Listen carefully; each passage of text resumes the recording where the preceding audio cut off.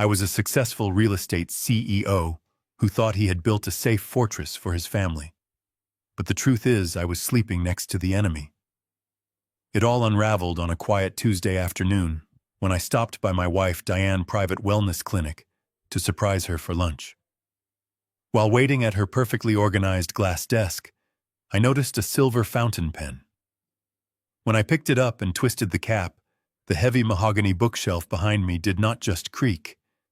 It sighed almost like a living thing before silently gliding along a hidden track built into the pristine hardwood floor. I stood there frozen. My heart was suddenly hammering against my ribs like a trapped bird. The polished silver pen slipped from my trembling fingers and hit the expensive Persian rug with a muffled thud. Engraved on the barrel of that pen were 3 simple letters. M-I-A. Mia, my daughter, my beautiful, bright daughter, who vanished without a single trace exactly 2 years and 4 months ago. I stepped forward into the cold air pouring out from the hidden space, my breath caught in my throat. The room behind the wall was not a storage closet. It was a fully equipped medical suite bathed in harsh fluorescent light. And sitting in the center of that sterile white room strapped into a heavy motorized wheelchair was my little girl. She looked so incredibly fragile. Her collarbones protruded painfully through a thin gray hospital gown.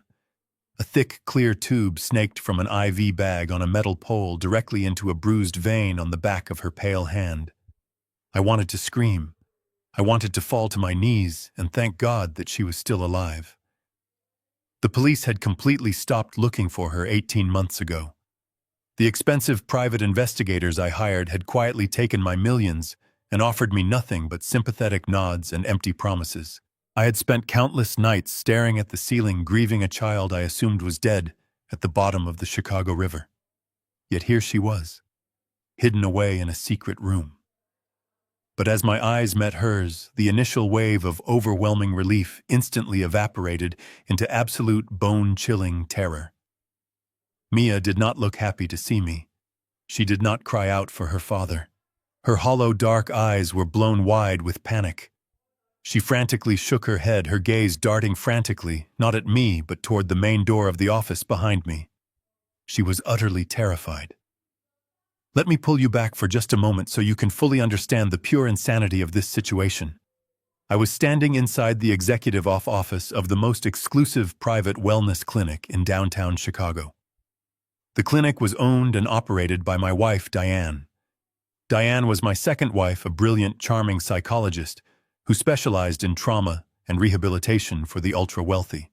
When Mia disappeared, Diane was my absolute rock. She held my hand through the endless panic attacks. She managed my medication when my heart condition flared up from the overwhelming stress. She was the one who convinced me to keep living when I wanted to give up entirely. I had come to the clinic today just to surprise Diane for lunch. Her receptionist told me she was in a brief meeting and to wait in her private office. I had absent-mindedly picked up the silver pen sitting next to her notepad. I recognized it immediately. I had given that pen to Mia when she graduated from college. My thumb brushed over the familiar engraving.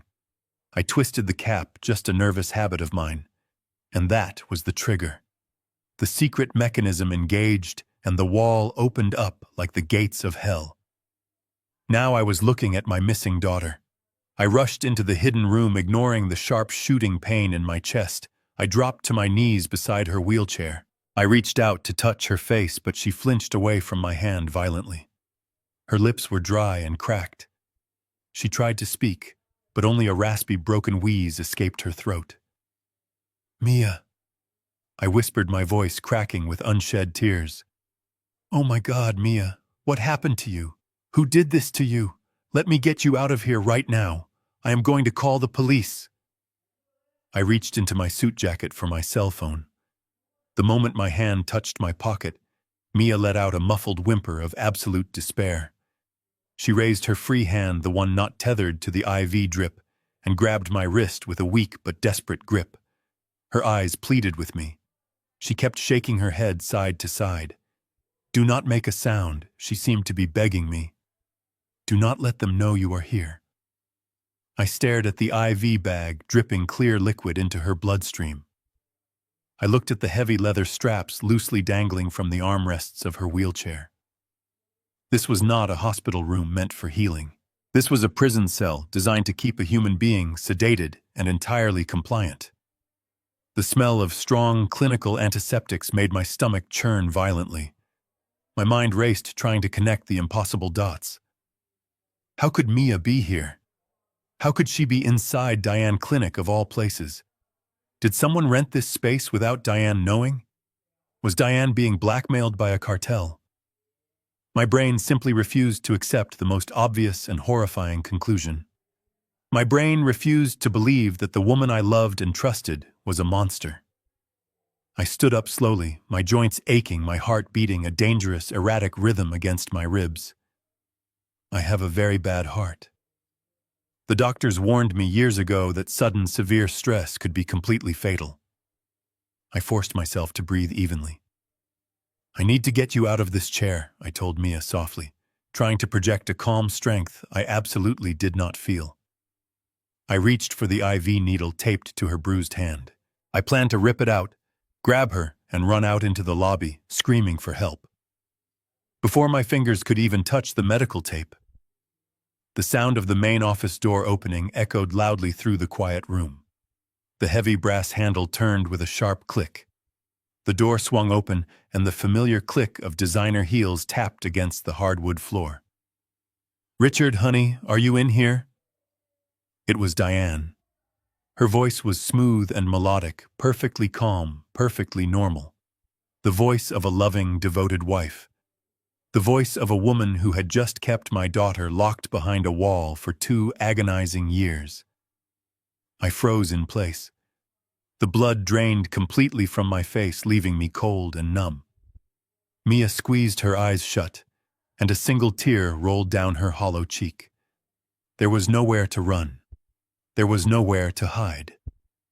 The trap was sprung, and the devil was walking right into the room. Diane stepped through the hidden doorway. The harsh fluorescent light caught the pristine white of her tailored blazer.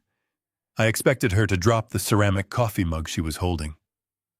I expected her to scream or stumble backward in horror at being caught red-handed. Instead, she merely paused. A brief flicker of annoyance crossed her perfectly manicured features, just like when the dry cleaner ruins a silk blouse. Then she sighed softly. It was a long, deeply patronizing sigh. She closed the heavy mahogany door behind her with a soft click, sealing the 3 of us inside this sterile vault. "What is this?" My voice came out as a harsh, guttural whisper. I pointed a shaking finger at the wheelchair. "What have you done to my daughter, Diane? Why is she here? Why is she tied up like an animal?" Diane did not immediately answer. She walked over to the metal tray beside the IV stand, moving with the casual grace that had made me fall in love with her a decade ago. She adjusted a small plastic valve on the IV tubing. Mia flinched so violently her chair rattled, but Diane just patted her bruised hand with chilling affection. "I was going to tell you, Richard." Diane said, her tone as soothing as a therapist speaking to an irrational patient. "I was just waiting for the right moment. You know I have always tried to protect you from things that could hurt you." "Protect me." I choked on the words. "You locked my daughter in a secret room for 2 years. We had funerals for her. I wept in your arms every single night. And I held you." Diane countered smoothly, turning to face me. Her eyes were pools of dark, calm water. "I held you together, Richard. When your heart gave out last winter, who was the one who slept in the hospital chair next to you? Who made sure your blood pressure stayed down? Who managed the company board when you were too weak to stand?" I did. I have spent the last 10 years dedicating every ounce of my being to keeping you alive. If I had told you the truth about Mia, it would have killed you on the spot. I made a medical and psychological decision to bear this burden for you. The sheer audacity of her words felt like a physical blow to my chest. A sharp, familiar pain flared behind my sternum, and I instinctively gripped the fabric of my shirt. I had a triple bypass surgery 5 years ago. My heart was a fragile, battered engine, and Diane knew exactly how to manipulate it. She was looking at my clutching hand right now, her eyes calculating the exact rhythm of my failing pulse. "Do not try to spin this." I gritted my teeth, forcing myself to stand taller despite the crushing weight in my chest. "You are a monster. I am taking her out of here. I am taking my daughter home, and then I am calling the police." I took a step toward the wheelchair. Before I could reach the metal handles, Diane stepped effortlessly into my path. Up close, I could smell her expensive vanilla perfume. It was the scent I woke up to every morning, the scent of my supposed savior. Now it smelled like poison. "Richard, please do not make a scene," Diane whispered, raising a hand to gently touch my cheek. I jerked my face away from her cold fingers. "Look at yourself. Your face is flushed. Your breathing is shallow. You are going to trigger another atrial fibrillation. If you collapse in here, I cannot guarantee I will be able to revive you. And then what will happen to poor little Mia?" She gestured toward the wheelchair. Mia had shrunk in on herself completely. Her eyes were fixed on the floor, her chest heaving with silent, panicked breaths. She looked nothing like the fierce, independent woman who used to argue with me over corporate ethics at the dinner table. Diane had broken her, systematically and completely. "Get out of my way," I growled, stepping forward again. Diane did not move. Her calm facade cracked just a fraction, revealing the ruthless predator underneath. "If you walk out that door with her, Richard, you will destroy everything. She is not well. She is sick. She needs specialized care that only I can provide. If you take her to a hospital, they will ask questions. They will dig into things. Do you really want her name dragged through the mud again? Do you want the press to see what she has become?" I stared at the woman I had called my wife.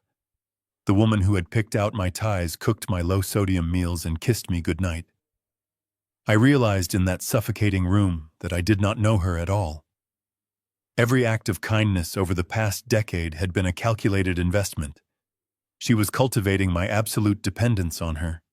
She made herself the gatekeeper to my health, my daily routine, and eventually my entire life. "What did you do to her?" I asked, my voice trembling with a mixture of rage and profound sorrow. "Why would you do this? We have more money than we could ever spend. If she was sick, we could have gotten her the best doctors in the world. Why hide her like a shameful secret?" "Because she was a danger to herself and to our family," Diane replied flatly. She folded her arms across her chest. "You always wore blinders when it came to your precious daughter, Richard. You refused to see her flaws. You gave her that massive trust fund. You handed her the keys to the kingdom. She was throwing it all away. I stepped in to manage a crisis you were too weak to handle." I looked over Diane's shoulder at Mia. My daughter slowly raised her head. Her lips parted. She did not make a sound, but she mouthed a single word to me. The word was run. She wanted me to leave her. She knew my heart was failing. She knew Diane held all the cards in this sterile, isolated room. If I pushed too hard right now, Diane could simply lock us both in here. No one knew I was down here. The clinic staff thought I was waiting in the outer office. If I dropped dead from a heart attack, Diane would easily spin it as a tragic medical event. She was a doctor. She knew exactly how to make a murder look like natural causes. My mind raced, operating on decades of cutthroat business instincts. In boardrooms, when you realize you are walking into an ambush, you do not fight a losing battle. You retreat. You gather your resources. You blindside your enemy when they think they have won. I had to play her game. I had to make her believe her manipulation was still working. The sharp pain in my chest throbbed, serving as a grim reminder of my physical limitations. I let out a long, ragged breath and intentionally slumped my shoulders. I let the fight drain out of my posture. I brought my trembling hand up to my forehead, rubbing my temples as if I was completely overwhelmed by the situation. I do not understand. I mumbled, letting my voice waver and crack. I just do not understand, Diane. I thought she was dead. I thought she drowned in the river. Diane's expression instantly softened. The predator vanished, and the loving caretaker reappeared with terrifying speed. She stepped forward and wrapped her arms around my torso, pressing her head against my chest. I know, darling, she murmured, stroking my back. I know it is a terrible shock, but this is a miracle. We have her back. She is safe here with me. I am fixing her. We are going to be a family again. Just let me handle this. You need to rest. Your heart cannot take this kind of stress. I stood perfectly still, accepting the embrace of a monster. Over her shoulder, I met Mia's terrified eyes. I offered my daughter the slightest, almost imperceptible nod. I was making her a silent promise. I am not abandoning you. I am going to tear this woman's world apart. Okay, I whispered hoarsely, resting my chin on Diane's shoulder. Okay, Diane, you are right. My chest hurts. I feel very dizzy. I need to sit down in the other room. Of course you do, Diane cooed, stepping back and taking my arm gently. Let us go back to my office. I will get you some water and your medication. Mia needs to rest anyway. Diane turned back to the wheelchair. She smiled warmly at my captive daughter. Be a good girl, Mia. Your father and I will be right outside. Mia squeezed her eyes shut, her whole body trembling. I turned away, letting Diane lead me out of the hidden room. I listened to the heavy mahogany bookshelf slide back into place behind us, sealing my flesh and blood inside the walls. I smiled weakly at my wife, masking the burning inferno of hatred that had just ignited in my soul. Diane guided me to the plush leather sofa in her main office. The transition from the sterile nightmare of the hidden room to this warm, inviting space was deeply disorienting.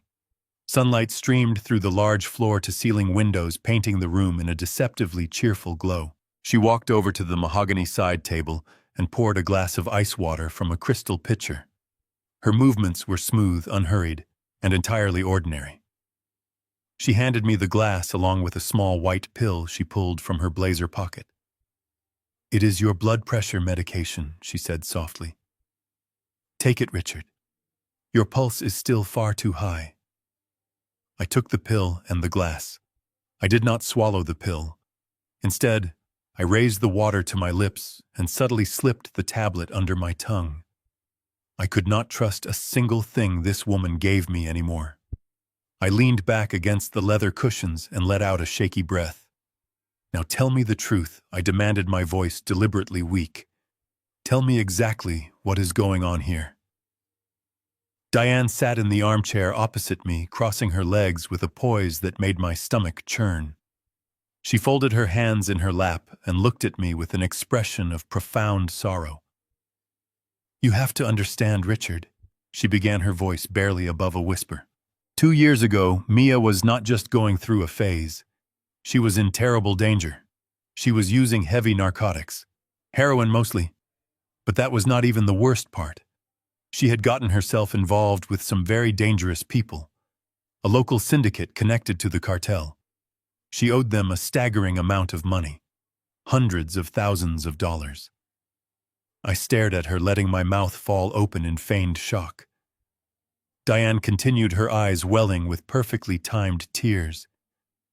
They were threatening her life, Richard. They were threatening our family. They knew who you were. They knew about your wealth. Mia came to me terrified out of her mind. She begged me not to tell you. She knew your heart was failing, and she was absolutely convinced the stress of a cartel threat would kill you. So I took the burden upon myself. I paid off a portion of her debt using my own private funds. But they kept coming back for more. They wanted her blood. As Diane spun her flawless web of lies, my mind involuntarily drifted back to those dark months before Mia vanished. The terrifying part was how perfectly Diane's story aligned with reality. 2 years ago, Mia had been spiraling. After her mother died, she had always struggled with depression, but it had gotten remarkably worse. She dropped out of her graduate program in architecture. She stopped showing up for Sunday dinners. When I did see her, she looked exhausted, her eyes rimmed with red, her weight dropping drastically. She had started hanging around a crowd I did not recognize, people who refused to look me in the eye when they picked her up from our estate. I remembered the late-night phone calls where she would ask for large sums of money claiming it was for a business venture she could not talk about yet. I remembered the arguments we had in the foyer, her screaming that I controlled her life with my money, and me yelling back that she was throwing her potential away. Diane had always been the mediator. Diane was always the one who would go upstairs, knock on Mia's locked bedroom door, and spend hours talking her down. Diane had positioned herself as the trusted confidant, while I was the overbearing father. The lie was terrifyingly plausible because it was built on a foundation of undeniable truth. If anyone else had told me this story, I would have believed it instantly. The syndicate gave her an ultimatum, Diane said, brushing a tear from her cheek. They were going to make an example out of her. I had no choice, Richard. I had to make her disappear. I hired private security to stage the scene at the bridge to make it look like she had jumped. I brought her here in the middle of the night. This clinic is completely secure. The room behind my office is soundproof and off the grid. It was the only way to keep her completely hidden from the people who wanted her dead. And the wheelchair, I asked, letting my voice crack with manufactured emotion. The IV bag. Why is she tied down? Diane sighed heavily, looking down at her hands. She is going through an aggressive long-term detox protocol. Her brain chemistry is completely shattered from the drugs. When she is awake, she is violent. She tries to hurt herself. She tries to break out. The restraints and the sedatives are for her own protection until her mind heals. I am treating her, Richard. I am saving her life. I looked into the eyes of the woman who had masterminded the destruction of my family. She looked like a saint bearing an unbearable cross. I slowly leaned forward and buried my face in my hands, letting out a loud, ragged sob. I forced my shoulders to shake. "Oh, Diane!" I cried out, my voice muffled by my palms. My poor little girl. I had no idea. I had absolutely no idea it was this bad. I felt her warm hand gently stroke the back of my neck. "I know, darling," she whispered. "I know. I did what I had to do to protect our family. And I will keep protecting you both, no matter what it takes. Just trust me completely."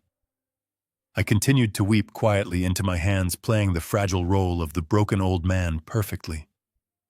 She truly thought she had won. She thought her brilliant web of deceit was totally impenetrable. But she did not realize that the terrified prey was actually a patient hunter. "It is going to be all right, Richard," she whispered. "I have everything under control." I needed to pull myself together and act like the weak, dependent husband she believed me to be. I slowly lowered my hands, grabbing a tissue from the polished wooden dispenser on her desk. I dabbed at my eyes, making sure they looked red and pathetic. As I leaned forward, catching my breath, my gaze swept across the pristine surface of her glass desk. Diane was a meticulous woman. She never left things out of place. But in her haste to intercept me, she had left a thin manila folder slightly open near her keyboard. The bold black letters at the top of the thick legal document caught my eye instantly. Power of attorney. My heart skipped a painful beat. My eyes scanned the visible text upside down. I saw Mia's full legal name. I saw the name of the family trust fund. A cartel assassin does not ask for a power of attorney. A drug syndicate does not need legal authorization to manage a financial portfolio. The puzzle pieces violently snapped together in my mind. Diane was not hiding Mia from a cartel. Diane was holding her hostage to steal the massive trust fund I had set up for my daughter. The sheer scale of her greed was staggering. She was starving and sedating my daughter just a few feet away from where she sat, nodding sympathetically at my manufactured tears. I swallowed the bile rising in my throat. I forced a trembling smile, looking up at Diane with wide, grateful eyes. "You are an angel, Diane." I whispered, my voice thick with fake emotion. "I do not know what I would do without you, but please, I need to see her one more time before we go home. Just for a minute. I need to look at my little girl again." Diane hesitated. I saw the gears turning in her calculating mind. She weighed the risk of letting me back into that room against the risk of denying a grieving father his emotional closure. She chose the path of the benevolent savior. "Of course, darling," she said softly, "but only for a moment. Her heart rate was quite elevated, and she needs to sleep the medication off." She walked over to the bookshelf, pressing the hidden switch disguised behind a row of heavy encyclopedias. The wall glided open once again.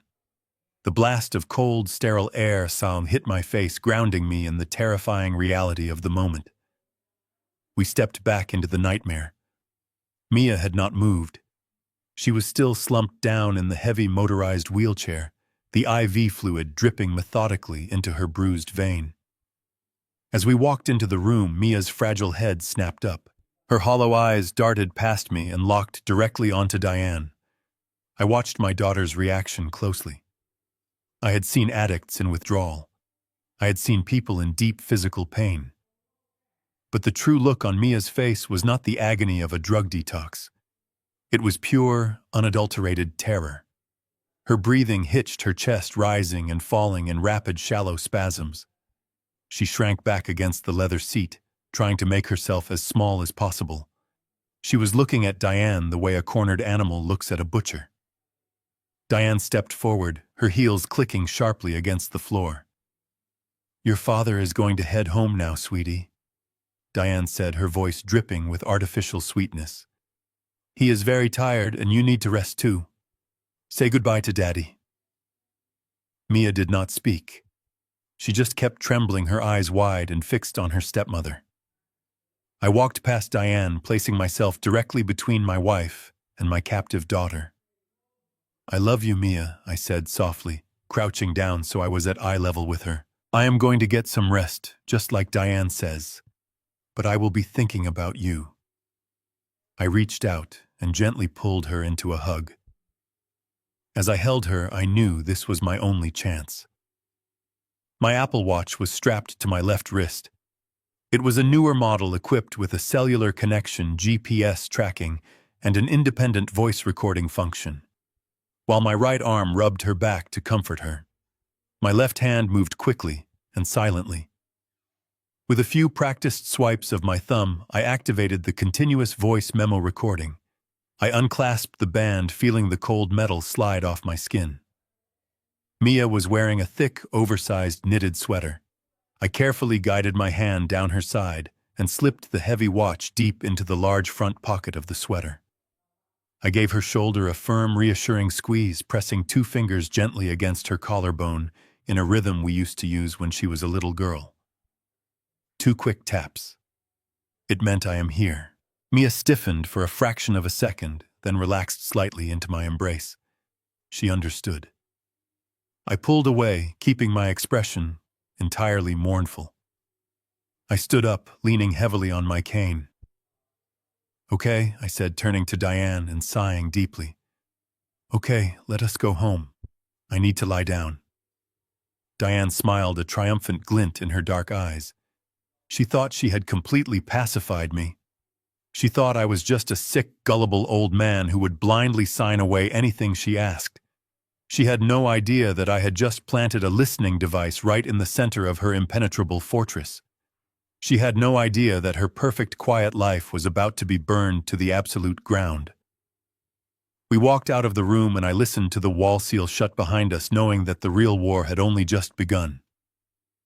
The walk from the hidden room to the underground parking garage felt like a march to the executioner block. My legs were heavy, and my chest throbbed with a dull, steady ache, but I forced myself to put one foot in front of the other.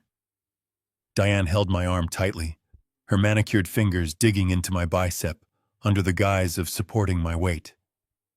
To anyone passing by, we looked like a devoted, wealthy couple navigating the autumn of our lives. A loving wife gently assisting her ailing older husband. It was a flawless, terrifying illusion. The cold Chicago wind swept through the concrete garage, biting at my cheeks, but the chill in the air was nothing compared to the absolute ice freezing my veins. I leaned heavily on my silver-handled cane, letting my shoulders slump forward, playing the part of the shattered patriarch to absolute perfection. Diane clicked a button on her key fob, and the lights of her sleek black luxury SUV flashed in the dim garage. She opened the passenger door for me, guiding me into the plush leather seat with practiced care. I sank into the cushions, letting out a long, weary sigh. The heavy car door slammed shut instantly, cutting off the ambient noise of the city. Inside the cabin, it was completely silent, like a tomb. Diane slid into the driver's seat and started the engine. The dashboard lit up with a soft blue glow, illuminating her sharp, aristocratic profile. She adjusted the climate control, ensuring the temperature was perfectly warm and comfortable for my supposedly fragile condition. She reached out and placed her warm hand over mine, giving it a gentle, reassuring squeeze. "Just close your eyes, Richard," she murmured softly, keeping her eyes on the road as we pulled out into the afternoon traffic. "You have had a massive shock today. The best thing you can do now is rest and let me handle the heavy lifting. I am going to take care of everything. I promise you, Mia is in the best possible hands. You do not need to worry about the syndicate or the cartel or any of the ugly details. That is my job as your wife, to bear the ugly things so you do not have to." I nodded slowly, keeping my gaze fixed on the passing buildings outside the tinted window. "Thank you, Diane," I whispered, letting my voice tremble just enough to sound thoroughly defeated. "I am just so tired." I closed my eyes, resting my head against the cool leather headrest. In the darkness behind my eyelids, the image of my beautiful daughter strapped to that wheelchair burned like a branding iron. I focused on the rhythm of my breathing, forcing my heart rate to slow down. Outwardly, I was a defeated old man drifting off to sleep. Inwardly, the ruthless mind of a former commercial real estate chief executive officer was violently snapping back to life.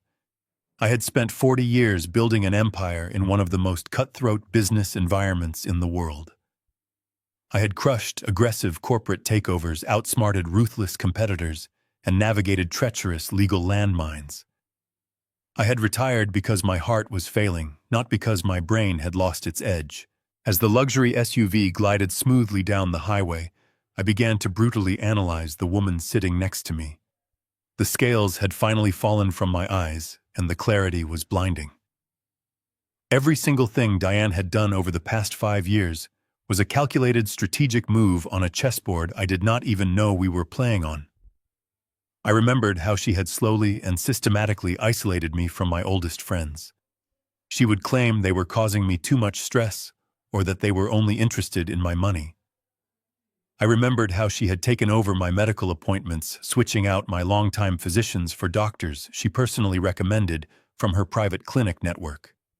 She had positioned herself as the absolute gatekeeper to my health, my social life, and my daily routine. It was a classic hostile takeover. She had infiltrated the target company, gained the absolute trust of the chief executive, and severed his communication lines to the outside world. Now she was moving to liquidate the assets. The power of attorney document I had seen on her desk flashed in my mind. The family trust fund was massive, holding tens of millions of dollars in liquid assets and prime real estate. Mia controlled 40% of those shares. If Diane could force Mia to sign that document under the influence of heavy sedatives, she would effectively gain control of the majority stake. With my failing health and my supposed ignorance, Diane was just days away from stealing my entire legacy and leaving my daughter to rot in a hidden medical vault. We turned onto the winding private road leading to our estate in the wealthy suburbs. The massive iron gates swung open automatically, recognizing the encrypted signal from the vehicle. As we drove up the long sweeping driveway lined with towering oak trees, I looked at the sprawling stone mansion I had built with my own hands. It used to be a sanctuary, a place of joy and warmth. Now, as the afternoon shadows stretched across the manicured lawns, the house looked like a beautiful, sprawling prison. The enemy was not outside the gates. The enemy had the keys to the front door and shared my bed. The car came to a smooth stop in front of the grand entrance. Our housekeeper, Maria, opened the heavy oak door, stepping out onto the porch with a welcoming smile. Diane hurried around the front of the SUV to help me out. She wrapped her arm around my waist, supporting me as I slowly stepped out onto the cobblestone driveway. "Oh, Mr. Richard, you look so pale," Maria said, her face falling into an expression of genuine concern as we approached the steps. "He is just feeling a little under the weather," Maria Diane said smoothly, projecting the image of a tirelessly devoted caretaker. The drive into the city was a bit too much for his heart today. "Please cancel all his evening calls and make sure the house is kept perfectly quiet. I am going to take him straight upstairs to bed." I leaned heavily on my cane, letting my feet drag slightly as we walked through the grand foyer. I took slow, shallow breaths, panting slightly, as we climbed the sweeping mahogany staircase. Every step was a carefully calculated performance. I needed Diane to believe that I was physically crumbling under the weight of the emotional shock. I needed her to feel completely secure in her dominance. She led me into our master bedroom, a massive suite decorated in soft, calming tones. She helped me take off my suit jacket, carefully folding it over the back of a velvet armchair. She pulled back the heavy duvet on the king-sized bed, fluffing the pillows for me. "Lie down, darling," she whispered, kissing my forehead. "I will have Maria bring up a light dinner later. Just sleep." I climbed into the bed, pulling the covers up to my chest. I gave her one last weak, grateful smile. "I love you, Diane," I murmured. "I love you too, Richard," she replied, her voice smooth and cold. She turned off the bedside lamp, plunging the room into shadows. The heavy bedroom door clicked shut behind her, and the lock engaged with a soft metallic snap. She had locked me in. The moment I heard her footsteps fade down the hallway, the illusion shattered. I opened my eyes, staring up at the dark ceiling. My heart was no longer fluttering with panic. It was beating with a cold, steady, lethal rhythm. The weak old man was gone. The shark had returned to the water, and I was going to tear her absolutely apart. I waited in the dark bedroom until the house was entirely silent. Then I reached into my bedside table and pulled out my personal cell phone. My hands were perfectly steady now. The adrenaline of the hunter had replaced the trembling of the victim. I scrolled through my contacts and pressed the button to call Jason, my eldest son. He was 40 years old, the current chief executive officer of our family real estate empire, and the man I trusted to carry on my legacy. The phone rang 3 times before he answered. His voice was bright and professional. "Hello, Dad," he said. "How are you feeling today?" I kept my voice weak and raspy. "Jason, I need you to come to the house immediately." I rasped, coughing weakly into the receiver. "I found her, Jason. I found Mia. She is alive." There was a sharp intake of breath on the other end of the line, followed by a long, loaded silence. "Dad, what are you talking about?" Jason finally asked, his tone shifting into something tight and guarded. "Just come here," I begged, leaning into the performance. "Please hurry." I hung up the phone and lay back against the pillows. It took Jason less than 30 minutes to arrive. I heard his heavy footsteps taking the oak stairs 2 at a time. The bedroom door flew open, and he rushed to my bedside. He looked every bit the polished corporate executive in his tailored navy suit and expensive silk tie. But his face was a mask of perfectly manufactured concern. "Dad, are you all right?" he asked, grabbing my hand. "Diane called me. She said you had a terrible shock at the clinic today. She said you saw Mia." I nodded slowly, letting a tear slip down my cheek. "I saw her, Jason. Your sister is alive. She is locked in a secret room behind Diane's office. She looks terrible. She is tied to a wheelchair. Jason squeezed my hand tightly. I know, Dad, he murmured, his voice thick with fake sympathy. Diane explained everything to me on the phone on my way over. It is a tragedy.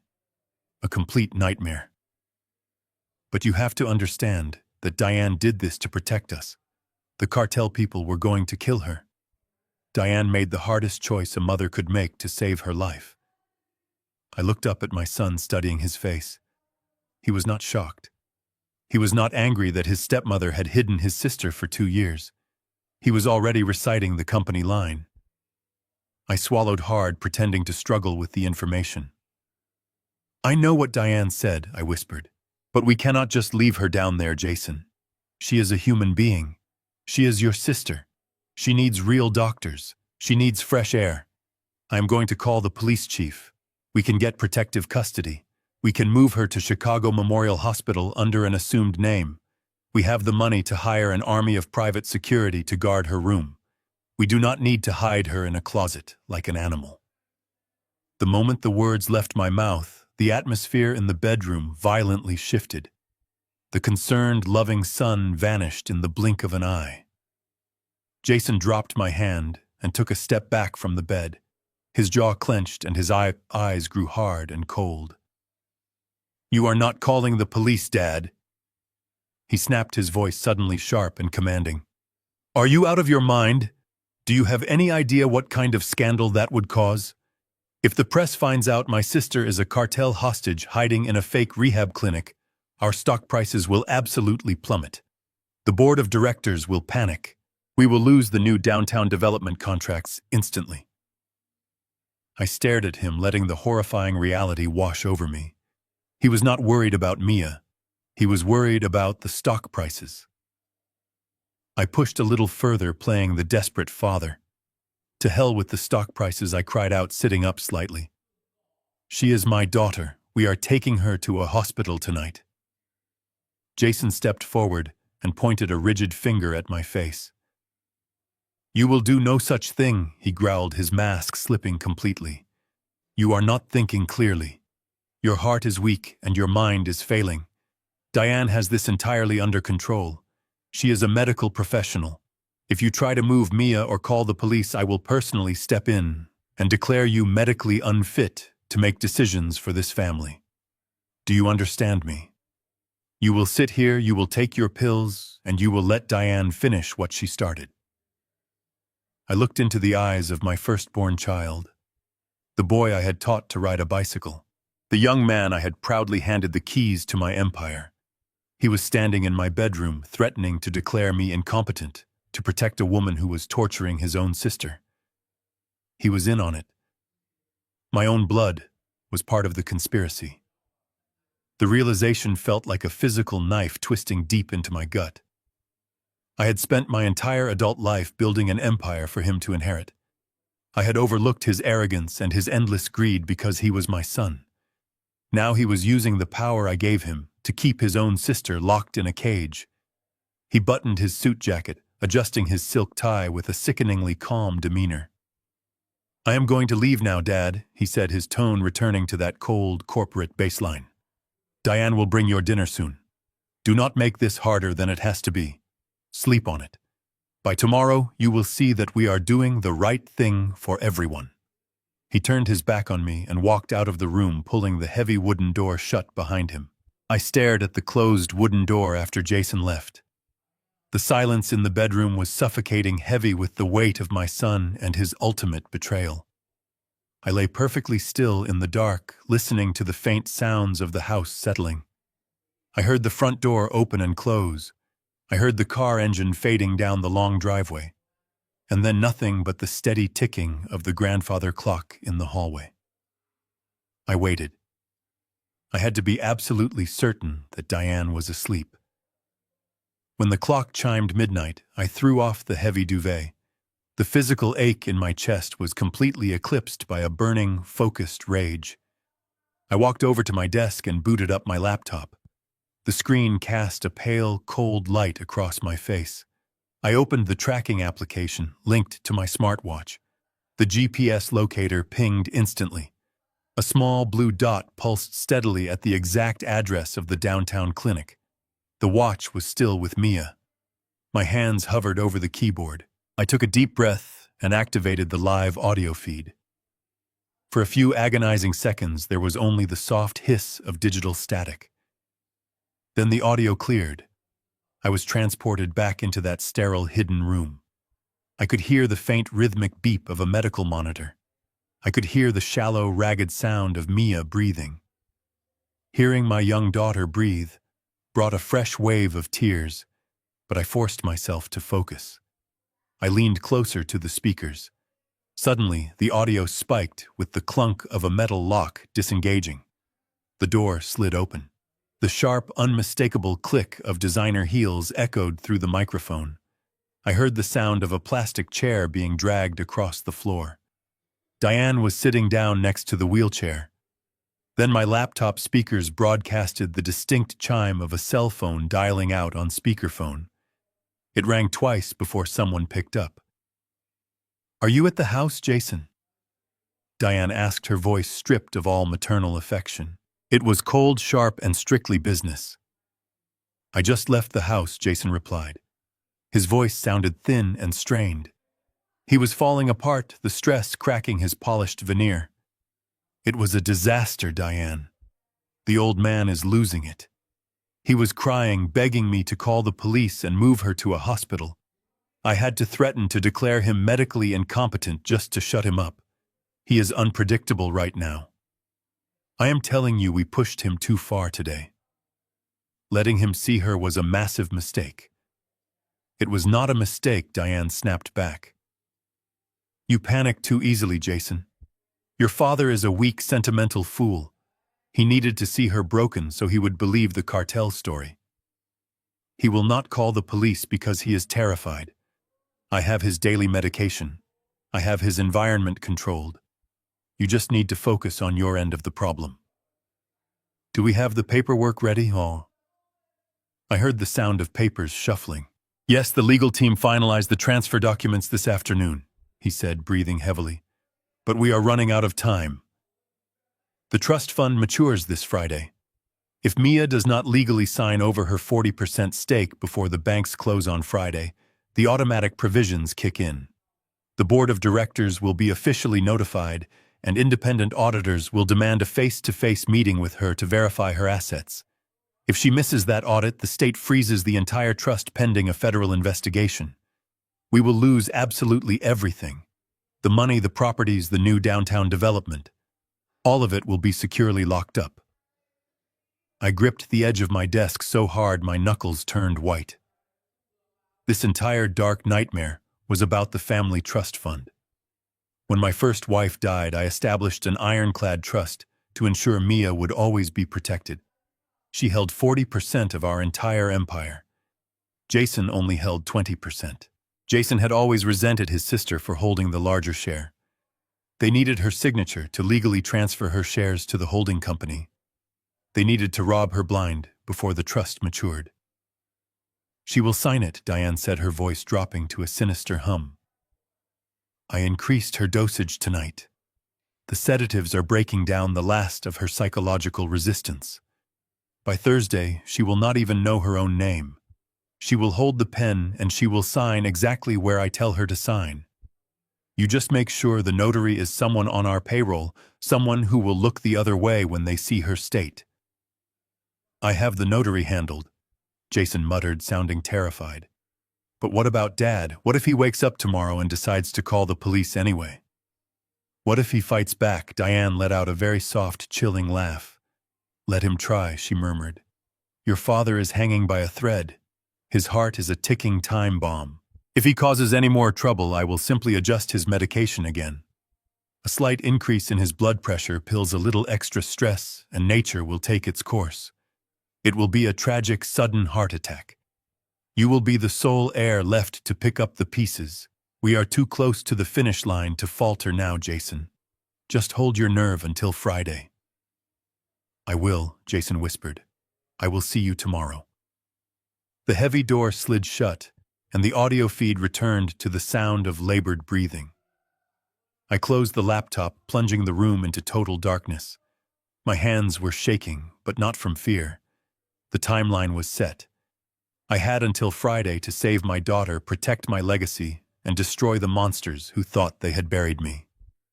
It was Tuesday night. The clock was ticking, and I was going to make every single second count.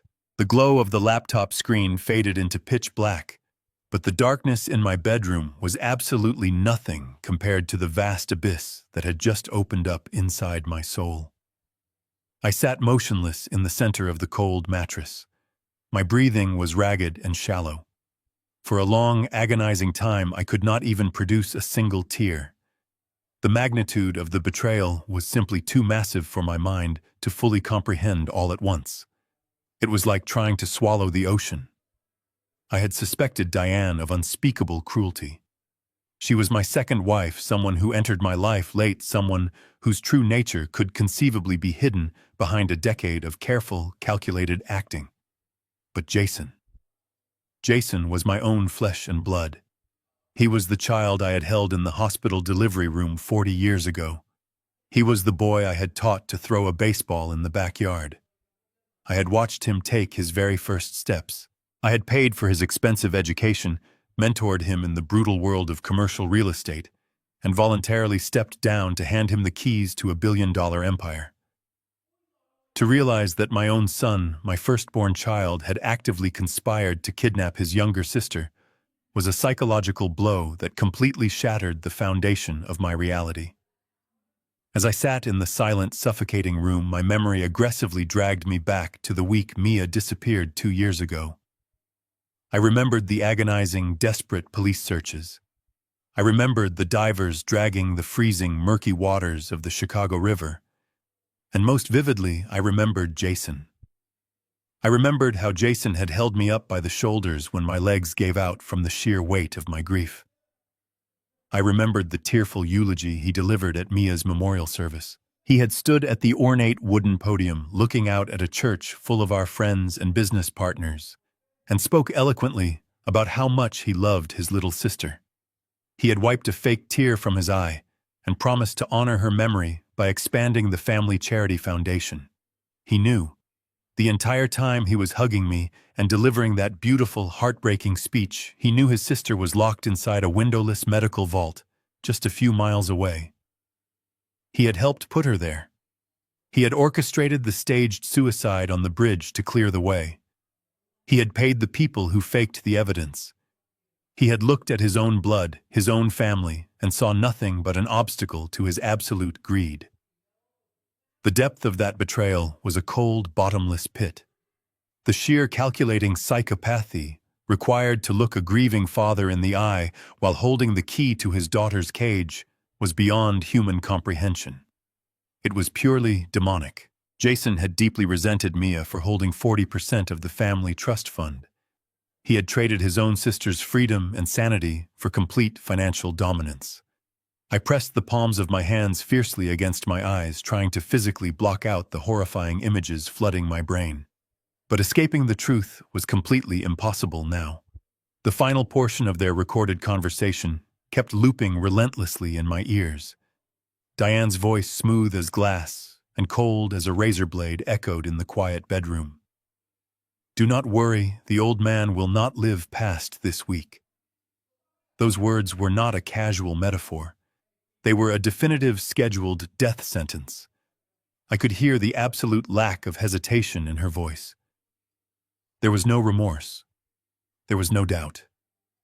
She spoke about ending my life with the same casual tone someone might use to discuss taking out the garbage. I had trusted this woman with my fragile life, and she was actively calculating the exact moment she would stop my heart. Diane was a medical professional with unrestricted access to my daily routine, my diet, and my prescription medications. She knew exactly how damaged my heart was. She knew that any sudden spike in blood pressure could trigger a fatal arrhythmia. They had kept me alive just long enough to ensure Jason was firmly entrenched as the chief executive officer of the corporation. Now that the trust fund deadline was rapidly approaching, I was no longer a useful puppet. I was a massive, dangerous liability. If I survived the week, I might ask too many questions. I might demand to see Mia again. So Diane and Jason had simply agreed to terminate my life. The sheer practicality of their murderous plan was terrifying. Jason would not have to lift a single finger. Diane would simply tweak my dosage, serve me a poisoned glass of water with a loving smile, and watch me collapse on the living room floor. The paramedics would arrive far too late. The coroner would look at my extensive medical history and rule it a massive, tragic cardiac arrest. There would be no police investigation. There would be no autopsy if the devoted, grieving widow adamantly refused one. Jason would inherit the remaining 60% of my estate, and Mia would be forced to sign over her shares while completely out of her mind on heavy sedatives. My entire legacy, everything I had bled for over 40 arduous years, would fall seamlessly into the hands of the two monsters who murdered me. A strange, terrifying calm began to wash over me. The grief and the debilitating shock were suddenly pushed aside by a primal biological instinct to survive. The vulnerable, heartbroken father who had walked into that clinic this afternoon was officially dead. Diane and Jason had killed him. The man sitting in the dark bedroom was the ruthless corporate predator who had built a massive real estate empire from absolute scratch. I had crushed ruthless competitors who tried to bankrupt me. I had destroyed corporate spies who tried to steal my blueprints. Now my ultimate competitors were sleeping under my own roof. They thought I was incredibly weak. They thought I was a fragile, sentimental old man waiting quietly for the Grim Reaper to arrive. They believed their own lie. But they had fundamentally miscalculated.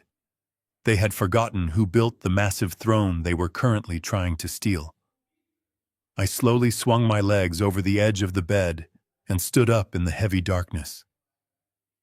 My chest still ached with a dull throb, but my mind was sharper than it had been in an entire decade. I knew they were planning to kill me this week. I knew they were using my daily medication to do it. The game had completely changed. I could not afford to make a single mistake. One wrong look, one misplaced word, and Diane would instantly accelerate her deadly timeline. I had to continue playing the pathetic, broken victim while secretly building a guillotine for them both. I was no longer just trying to save my missing daughter. I was fighting a desperate ticking clock to save my own life. I walked toward the master bathroom, leaving my cane behind. It was time to look closely at the weapon they planned to use against me. I stepped barefoot onto the cold marble floor of the master bathroom. I did not turn on the main overhead lights. Instead, I reached for the small brass switch under the vanity mirror, allowing only a dim yellow glow to wash over the sink. I stared at my reflection in the glass. I looked haggard. My skin was drawn tight over my cheekbones, and dark purple shadows bruised the skin beneath my eyes. I looked exactly like a dying man. For months, Diane had stood behind me in this very mirror, brushing my shoulders and telling me how brave I was for fighting such a severe cardiac decline. Every word was a calculated piece of the murder plot. I opened the heavy mahogany medicine cabinet. The glass shelves were lined with an army of amber prescription bottles. Diane was meticulous about my regimen. She organized my pills into a plastic daily dispenser every Sunday night. She always insisted on handing me my morning and evening doses personally. I reached out and bypassed the plastic dispenser, going straight for the primary bottle of my blood pressure medication, hidden behind a row of harmless vitamins. I grasped the plastic cylinder and twisted the child-proof cap off. The faint rattle of the pills echoed loudly in the quiet bathroom. I poured a handful of the small white capsules into the center of my palm. At first glance, they looked entirely normal. They were the exact same size and shape as the medication I had been taking for the past 5 years.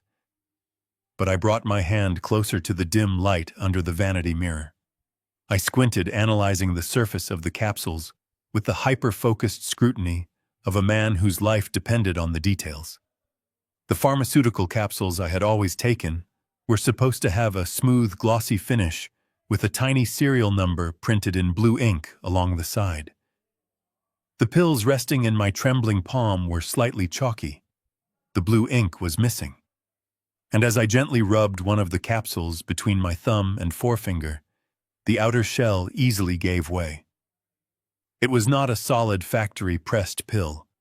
It was a cheap, generic gel casing that had been manually pressed together. I carefully pulled the two halves of the capsule apart over the white porcelain sink. A fine white powder spilled out. I leaned in closely. My prescribed medication was supposed to be a solid time-release tablet. This was a loose, grainy substance with tiny flecks of a pale yellow chemical mixed into the white dust. I moistened the tip of my pinky finger, lightly touching the powder and bringing it to the very edge of my tongue. The taste was overwhelmingly bitter metallic and completely foreign. I immediately spat it out into the sink, thoroughly rinsing my mouth with cold tap water. My chest heaved as the horrifying reality slammed into my brain. Diane was systematically poisoning me. She was opening empty gel capsules, filling them with an untraceable narcotic or a dangerous cardiac stimulant, and feeding them to me under the guise of life-saving medicine.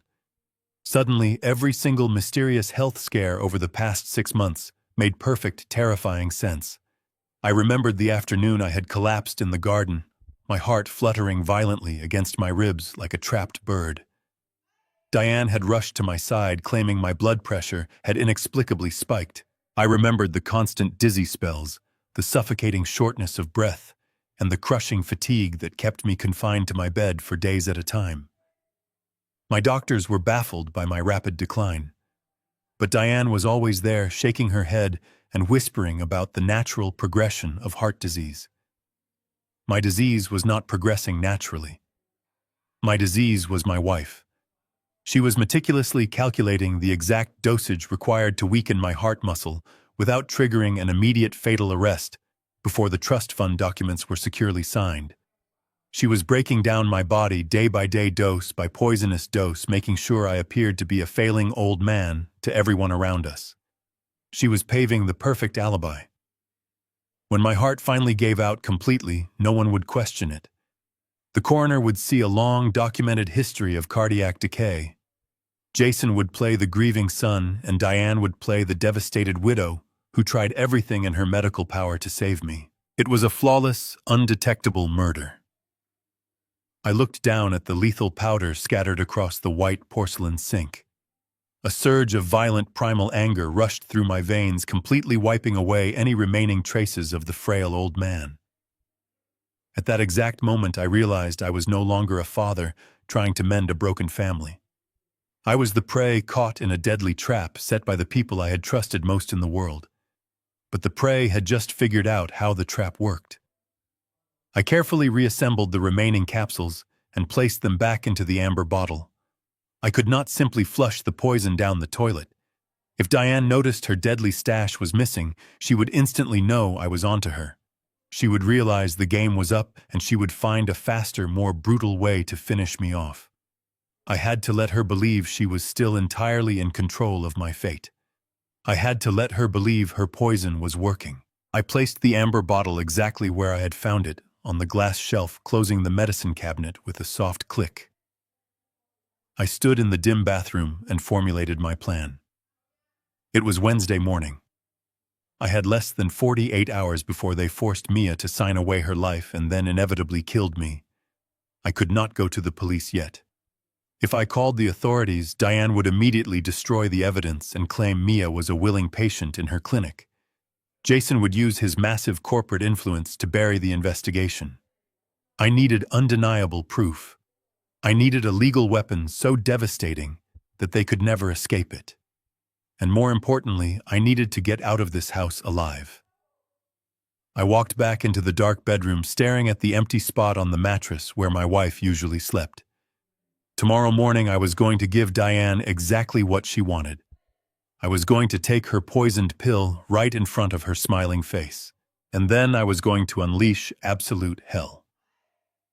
I awoke the next morning to the sound of curtains being drawn back. Sunlight flooded the room. Diane stood by the window in a pressed silk robe, her hair styled. She turned with that familiar loving smile, holding a tray with coffee and my morning medication. "Good morning, darling," she murmured, her voice laced with an affection that turned my stomach into knots. "How did you sleep?" I forced my facial muscles to relax. "Not very well," I rasped, making sure my voice sounded weak and breathless. "My chest feels incredibly tight." Diane's eyes flashed with a microscopic glimmer of dark satisfaction before she masked it with wifely concern. "Oh, Richard, you pushed yourself too hard yesterday," she said, setting the tray down. She picked up the plastic cup containing the poisoned capsule. "You need to take your medicine right now. It will stabilize your heart rate." I slowly pushed myself up against the headboard, letting out a convincing groan of discomfort. I reached out with a trembling hand and took the cup from her fingers. She stood beside the bed watching me intently. I knew I had to make this look flawless. I brought the cup to my lips, tossing the white capsule backward. But instead of swallowing it, I tucked it deep into the pocket of my cheek, right behind my lower teeth. I immediately grabbed the water and took 3 large gulps, swallowing heavily to sell the illusion. I handed the glass back, offering a grateful nod. "Thank you, Diane," I whispered. She smiled gently, brushing hair from my sweaty forehead. "You just rest now," she said softly. "I will go downstairs and have Maria prepare oatmeal for you. I will be right back." As soon as she walked out the door, I spat the gel capsule into a tissue and shoved it into my pocket. The countdown had begun. I needed to give her a few minutes, enough time for her to believe the deadly powder was entering my bloodstream. I lay staring at the ceiling, mentally rehearsing the symptoms of a massive myocardial infarction. I had survived a real heart attack 5 years ago. I knew exactly what it felt like. I remembered the suffocating weight, the inability to breathe, and the paralyzing agony radiating down the left arm. I had to reproduce that medical emergency perfectly, or she would finish the job with a pillow. I waited exactly 4 minutes. Then I threw the duvet off and swung out of bed. I stood up, took a deep breath, and let out a blood-curdling scream of pure agony. I violently swept my arm across the bedside table, sending the tray, coffee cup, and brass lamp crashing to the floor with a deafening shatter. I collapsed onto the ground, gripping my chest with both hands, curling into a tight ball. I began to gasp for air, making choking sounds in my throat. My acting was fueled by genuine rage, which made the physical tremors racking my body entirely believable. I heard the rapid, frantic sound of footsteps pounding up the mahogany staircase. "Richard!" Diane screamed, bursting through the bedroom door. She dropped to her knees beside me, her hands hovering over my violently shaking body. "Oh my God! Richard, what is happening?" I did not answer her. I kept my eyes squeezed tightly shut, letting a thin trail of saliva leak from the corner of my mouth. I arched my back, panting rapidly, clawing at the fabric of my pajama shirt directly over my heart. "Help me," I wheezed, forcing my voice to sound incredibly faint and strangled. "I cannot breathe. It hurts so much." Diane immediately pulled her cell phone from her robe pocket and dialed emergency services. I cracked my right eye open just a fraction of an inch, peering up at her from the floor. Her voice was pure panic as she spoke to the dispatcher. "Yes, please, you have to hurry. My husband is having a massive heart attack. He has a history of severe cardiac disease. Our address is 400 Oakwood Drive. Please send an ambulance immediately. He is turning blue." She sounded like the most terrified, devoted wife in the world. But as she listened to the dispatcher give her instructions, I saw the truth. She looked down at my writhing body, believing I was entirely consumed by the pain, and her mask completely slipped. The frantic panic on her face vanished, replaced by a cold, calculating, and utterly sinister smirk. She was smiling. She was watching me die, and she was absolutely thrilled. "Hold on, Richard," she said, her voice dripping with fake terror for the benefit of the recorded emergency line. "The ambulance is on the way. Just stay with me." I closed my eye again, continuing my desperate performance. 10 agonizing minutes passed before the loud, piercing wail of sirens echoed up the driveway. I heard the front door bang open, followed by the heavy boots of paramedics charging up the stairs. They swarmed into the bedroom, instantly pushing Diane aside. I felt professional hands checking my pulse. "We need to load him up right now," one paramedic shouted loudly. "Get the stretcher in here." They hoisted me onto the canvas gurney, strapping me down tightly. Diane hovered nearby, playing the devastated widow perfectly. "I am coming with him," she sobbed. "No, ma'am," the lead paramedic commanded firmly. "There is no room in the back. Follow us in your car." The paramedics grabbed the stretcher, rushing me out of the bedroom and out the front doors. The crisp morning air hit my face as they loaded me into the back of the ambulance. The metal doors slammed shut completely, cutting off the sight of my treacherous wife. The sirens wailed and the ambulance violently accelerated down the driveway. I was finally out of her house. I had completely escaped her dark surveillance. The final trap was sprung, and now I was completely ready for total war. The ride in the ambulance was a blur of flashing red lights and the wailing siren cutting through morning traffic. The paramedics worked frantically over me, convinced my heart was failing.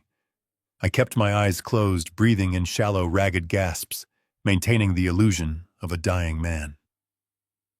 When we arrived at Chicago Memorial Hospital, the rear doors flew open, and I was rushed into the chaotic emergency department. Bright overhead lights passed by in a dizzying sequence. Nurses and doctors shouted medical jargon, attaching electrodes to my chest and inserting an intravenous line into my arm. I could hear Diane's voice in the distance, echoing down the sterile hallway, playing the role of the hysterical, grieving wife. She demanded to stay by my side, but hospital protocol was strict. Because my supposed condition was critical, they transferred me directly to the intensive care unit on the 4th floor. The heavy double doors of the intensive care unit hissed shut securely, locking Diane out in the waiting area. The charge nurse firmly explained to her that no visitors were allowed until the patient was stabilized. I was finally alone, separated from my treacherous wife by reinforced glass and strict hospital policy. They wheeled me into a private room, the heavy door sliding closed behind us. A young cardiologist stood at the foot of my bed, staring at the digital monitor, displaying my vital signs. He frowned, looking confused. According to the paramedics, I was having a massive myocardial infarction. But the monitor showed my heart rate was steady. My blood pressure was normal. There was no sign of cardiac distress. I opened my eyes, dropped the grimace, and sat up against the pillows. The doctor jumped back in shock. I looked him dead in the eye. "Listen to me carefully," I said, my voice completely clear. "I am not having a heart attack. I am in extreme danger, and my wife is trying to murder me. I need you to lock that door, and I need a secure telephone right this second." The doctor was stunned, but my commanding tone left absolutely no room for argument. He handed me the receiver of the landline next to the bed and quietly stepped out of the room, securing the heavy door behind him. I dialed a private number I had memorized decades ago. It belonged to Bradley Reed. Bradley was officially listed as the senior legal counsel for my corporation, but that title was merely a polite facade. Bradley was my brother in arms. We had forged our empire together in the ruthless real estate markets of the 1980s and 90s. Back then, it was a brutal game of survival, and Bradley was the sharpest, most merciless weapon in my arsenal. He was the man I called when a rival developer tried to bribe city officials to block our permits. He was the man who orchestrated hostile takeovers that left our competitors bankrupt and begging for mercy. Bradley did not play by the rules of corporate law. He was a shark who thrived in the bloodiest waters. We had fought back-to-back in boardrooms and courtrooms for 40 years. I trusted him with my life, and I trusted his absolute capacity for professional violence. The phone rang only twice before a deep, gravelly voice answered. "Reed here," he barked. "Bradley, it is Richard," I said, keeping my voice low but urgent. The moment he heard my tone, the atmosphere of the call shifted. "You are supposed to be in a hospital bed, Richard," he replied smoothly. "I just got a frantic call from Jason. He said you collapsed from a massive heart attack and are fighting for your life in the intensive care unit. Jason is already calling an emergency board meeting for tomorrow to assume full control of the holding company. I let out a dark chuckle. That is exactly what they want you to believe, I told him. Listen to me, Bradley.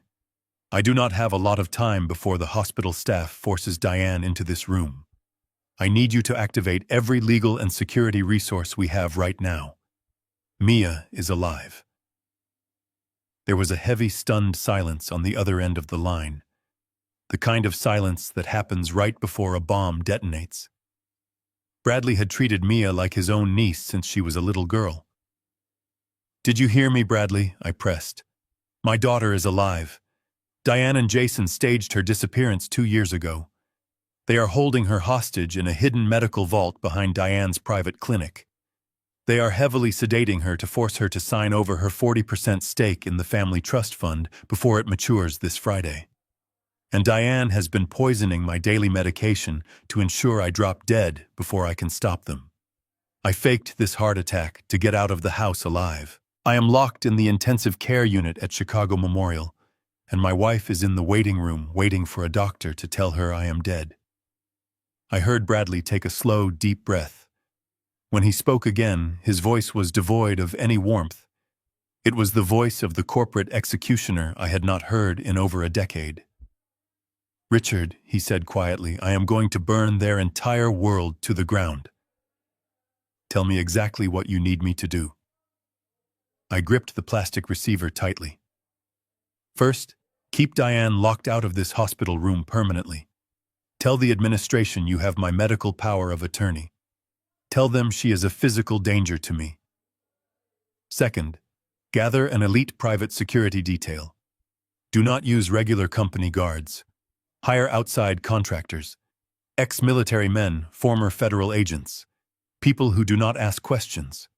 Third, completely freeze Jason out of all the corporate accounts before he can leverage that board meeting tomorrow. We are going straight to war. I hung up the phone and waited. The sterile white clock on the intensive care unit wall seemed to tick in slow motion. 45 minutes later, a subtle commotion echoed from the hallway outside my sealed room. I heard Diane's muffled voice, shrill and demanding, followed by a deep, authoritative rumble that I instantly recognized.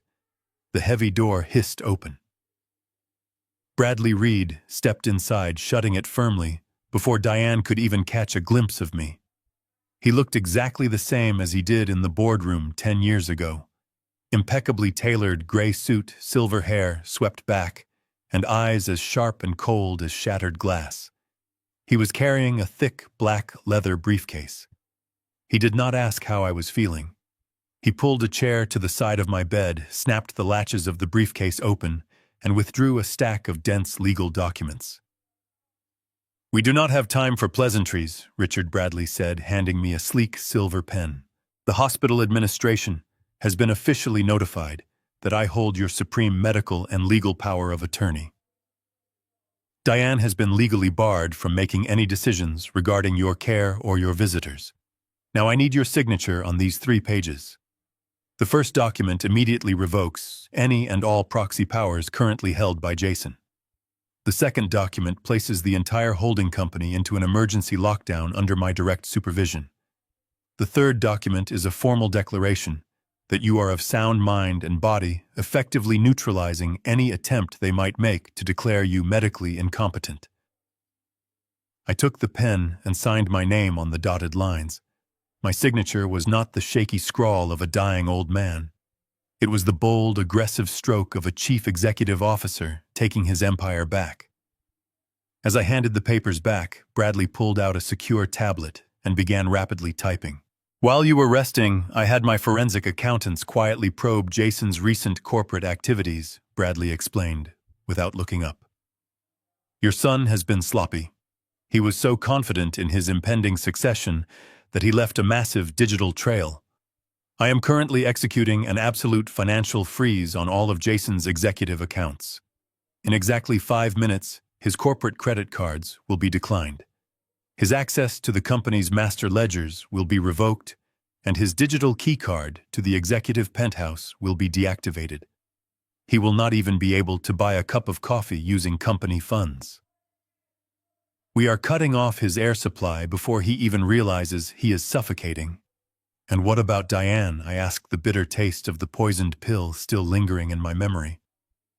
Bradley offered a grim, satisfied smile. Diane is a slightly more complicated target, but she is far from invincible. I tracked the private funds she used to establish her wellness clinic. She has been funneling money into 3 separate offshore accounts in the Cayman Islands. She thought they were completely untraceable. She was wrong. Through a series of aggressive legal injunctions, leveraging international fraud statutes, I have managed to freeze those offshore accounts completely. Her personal wealth is currently locked in a judicial purgatory. When she tries to access her escape funds, she will find absolutely nothing but empty digital vaults. They are both entirely paralyzed, Richard. Now we need the muscle. Just as he finished speaking, the door to the intensive care unit room opened again. This time it was not a doctor or a nurse. 2 men walked in, moving with the quiet, lethal grace of apex predators. They wore dark, nondescript suits, but everything about their posture screamed military training. Bradley gestured to the taller of the 2 men. Richard, this is Marcus. He is a former tactical commander for the Federal Bureau of Investigation, and he currently runs the most elite private security firm in the state. Marcus stepped forward and offered a firm, calloused hand. I shook it, feeling the raw, coiled strength in his grip.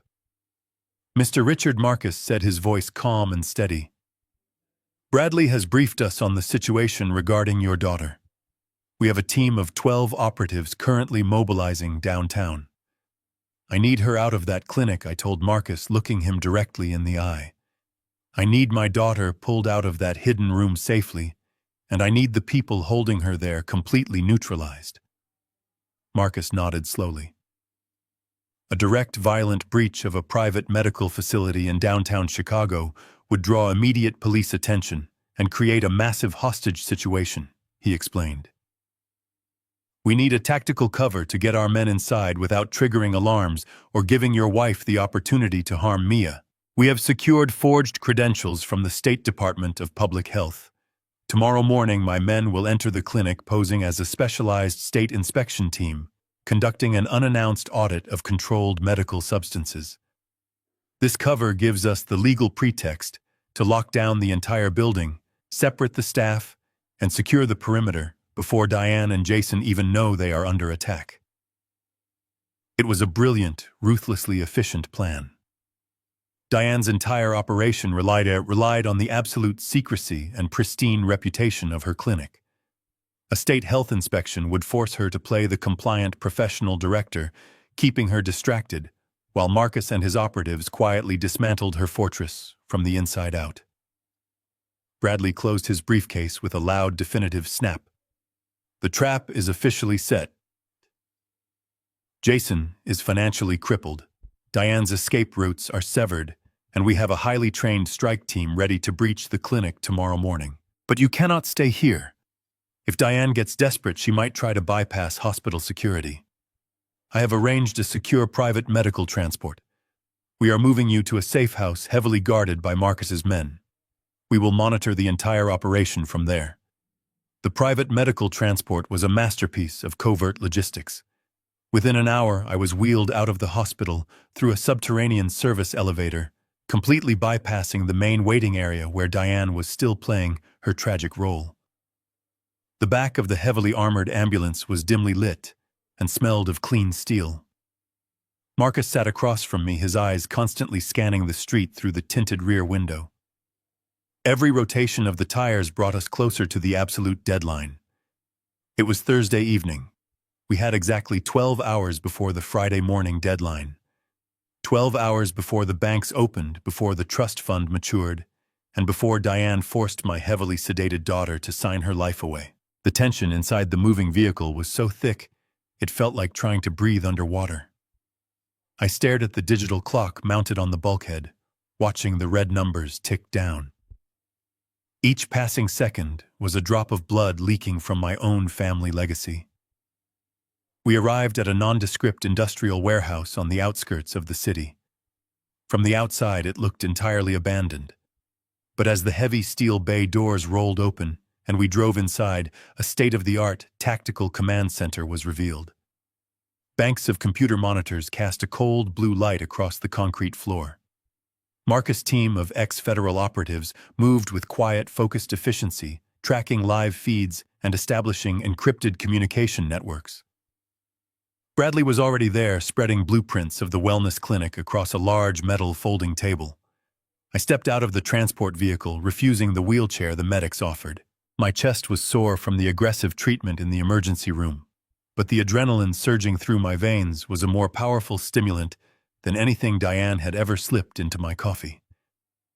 However, before I could go to war, I needed one final piece of armor. A private physician, thoroughly vetted by Bradley, was waiting for me in a small office partitioned off from the main warehouse floor. I sat on the examination table while he conducted a rigorous physical and cognitive evaluation. He drew my blood, checked my heart rhythms, and ran through a long battery of complex neurological tests. I needed documented, undeniable medical proof that I was perfectly lucid and physically capable of making complex legal and financial decisions. When the doctor finally clicked his pen and signed the official discharge papers declaring me in sound mind and body, a massive weight lifted from my shoulders. Jason's threat to declare me medically incompetent was now officially null and void. I had the medical clearance and I had the legal authority. Now I just needed to prepare the execution. I walked out of the makeshift medical bay and joined Bradley at the tactical table. He handed me a sleek black folder containing the final devastating weapons of our counterattack. These were not firearms. They were something much more lethal in our world. They were irrevocable legal decrees. Richard, Bradley said, tracing a finger over a satellite image of the clinic. The building Diane operates out of is registered under a shell corporation, but the actual land beneath it is still owned by your primary real estate holding group. You never transferred the deed. I smiled, a cold, humorless expression.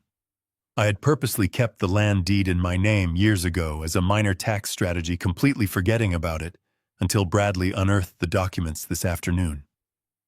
That oversight was about to become Diane's ultimate undoing. Because I owned the land, I had the absolute legal right to shut down the facility, revoke the lease instantly under emergency provisions, and cut the power grid to the entire building. They were trapped inside a fortress built on my soil. Bradley tapped another document. I also have the court orders prepared. The moment we breach that clinic, these papers will officially strip Jason of his executive title and seize every single asset he falsely claimed. We have his financial throat in our hands. You just have to give the signal to squeeze. I looked at my reflection in the dark window of the warehouse office. I was no longer wearing the pathetic, frail hospital gown. Marcus had procured a tailored charcoal suit, a crisp white shirt, and a dark crimson tie. I dressed slowly, fastening the buttons with steady fingers. Every piece of clothing felt like a plate of heavy armor. I tied the silk knot at my throat, staring into my own eyes. The weak, grieving father, who had wept in Diane's office, was gone forever. The man staring back at me was the ruthless titan of Chicago real estate, returning from the dead to reclaim his stolen kingdom. I strapped my platinum watch to my wrist. It was exactly 4 o'clock in the morning. The Friday sun would be rising soon. In a few hours, Diane and Jason would gather in that sterile room, holding a pen to me, a trembling hand, believing they had finally won the grand prize. They believed I was lying in a hospital bed, taking my final breaths. They were totally unprepared for the absolute hurricane that was about to hit them. I walked back to the center of the room where Marcus and his tactical team were loading their gear and reviewing the clinic floor plans. The atmosphere was electric with anticipated violence. Bradley stood silently by the door, holding his leather briefcase like an executioner holding an axe. I stood at the head of the table, looking at the hardened men who were about to help me rescue my daughter and destroy my betrayers. The countdown had reached its absolute end. There was no more time for planning. There was no more time for fear. Gentlemen, I said quietly, my voice echoing coldly off the concrete walls. It is finally time to go. Let us show my wife and my son exactly what happens when you decide to wake the dead. The morning sun had barely begun to scrape the tops of the Chicago skyscrapers when our tactical convoy pulled onto the quiet street outside the private wellness clinic. It was exactly 7 in the morning. The financial markets would open in 2 hours. Diane and Jason were already inside, completely unaware that the executioner they thought they had successfully buried was currently sitting in a blacked-out suburban idling just 50 feet from their front door. I watched through this dark-tinted glass as the local county sheriff pulled his cruiser into the alleyway, cutting the siren and lights to maintain absolute stealth. Bradley had called in a massive political favor, presenting the sheriff with enough preliminary evidence of kidnapping, wire fraud, and extortion to secure his full armed cooperation. We were not just going to stop a financial transaction this morning. We were going to dismantle a ruthless criminal enterprise from the ground up. Marcus and his highly trained team of former federal operatives moved with a terrifying silent precision. They exited their unmarked vehicles wearing dark windbreakers with the state health department insignia officially emblazoned on the back. They carried official clipboards covering their holstered weapons. I watched them walk calmly through the heavy glass doors of the clinic lobby. Through the secure earpiece Marcus had given me, I listened to the live audio of the tactical infiltration. I heard the sharp, authoritative voice of the lead operative informing the receptionist that they were executing an emergency unannounced audit of the facility-controlled narcotics registry. The receptionist sounded flustered, protesting that Dr. Diane was in a private closed-door session and could not be disturbed under any circumstances. Marcus did not argue with her. He simply ordered his men to quickly secure the perimeter, confiscate the lobby telephones, and magnetically lock the main entrances. In less than 3 agonizing minutes, the entire front half of the clinic was entirely under our tactical control, and not a single alarm had been tripped to warn the monsters in the back. "It is clear," Marcus said softly in my earpiece. "Bring the package to the front." The package was me. I stepped out of the armored vehicle, the cold morning air biting sharply at my face. Bradley walked closely at my right shoulder, clutching his thick leather briefcase like a weapon. The sheriff walked on my left, his hand resting casually on his heavy utility belt. As I confidently walked through the glass doors of the lobby, the terrified receptionist violently gasped, dropping a massive stack of medical intake forms onto the floor. She had personally seen me wheeled out of here on a stretcher just 2 days ago, looking exactly like a frail corpse. Now I was walking past her front desk with the cold, rigid posture of a conquering general. I did not say a single word to her. I kept my eyes completely fixed on the long, pristine hallway leading directly to Diane's executive office. Every deliberate step I took felt like a heavy steel hammer striking an anvil. The heavy fog of my manufactured heart condition, the suffocating weakness that plagued me for months, was entirely gone. Pure adrenaline fueled my aging body. We reached the solid mahogany door of Diane's office. Marcus held up a clenched fist, signaling us to stop our advance. He pressed a specialized medical stethoscope against the wood, listening to the muffled activity inside. I did not need his listening device. I still had the live audio feed from the smartwatch I planted in Mia pocket, connecting directly to my hidden earpiece. I closed my eyes and tuned into the horrific, heartbreaking scene unfolding just a few feet away. "Pick up the pen right now," Jason hissed aggressively through the audio feed. His voice sounded incredibly strained, laced with a toxic mixture of financial panic and deep, terrifying cruelty. "The banks open in exactly 1 hour. You are going to sign the final trust fund transfer, and then you are going to sign this $15 million cashier check to cover the remaining corporate liabilities. Pick the pen up." I heard the weak, pathetic sound of my daughter sobbing uncontrollably. "I cannot." Mia whimpered, her voice slurring heavily from the massive dose of illegal sedatives Diane had pumped into her fragile system. "Please let me sleep." "Stop crying and hold her wrist tightly," Diane commanded. Her tone was completely devoid of human empathy. It was the voice of a butcher giving cold instructions on the slaughterhouse floor. I will physically guide her hand if I have to. Wrap your fingers around the pen, Mia, or I swear I will double your chemical dosage and leave you strapped in this chair for another 2 miserable years. Do you want to rot down here forever? Sign the damn check right now. Hearing my wife and my son torture my helpless daughter shattered the final restraint I had left in my soul. I opened my eyes. I did not wait to give Marcus the signal to breach. I simply stepped past the armed federal operatives, raised my right leg, and kicked the heavy mahogany door with every ounce of physical strength I possessed. The heavy brass lock violently splintered. The solid wooden door flew inward with a deafening explosive crash, slamming against the plaster wall so hard that framed medical degrees shattered onto the hardwood floor. The sudden noise ripped through the quiet office like a bomb detonating.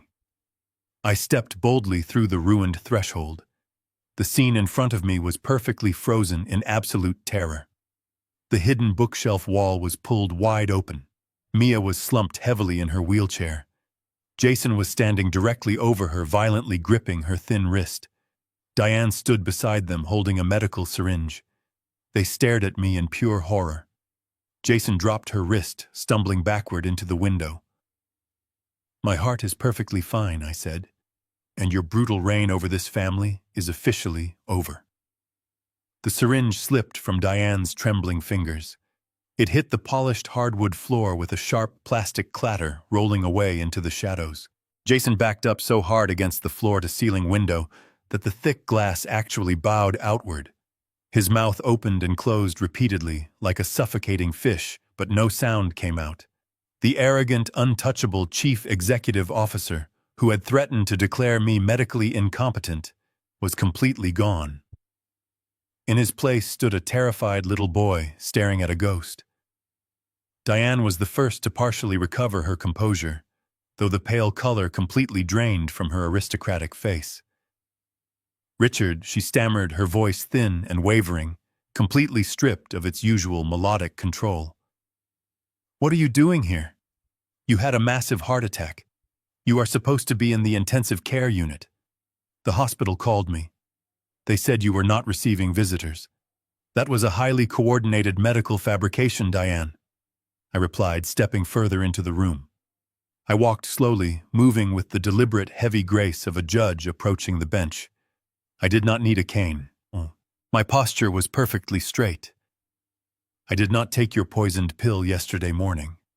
I hid it in my cheek, spat it out, and orchestrated my own extraction from the prison you called our home.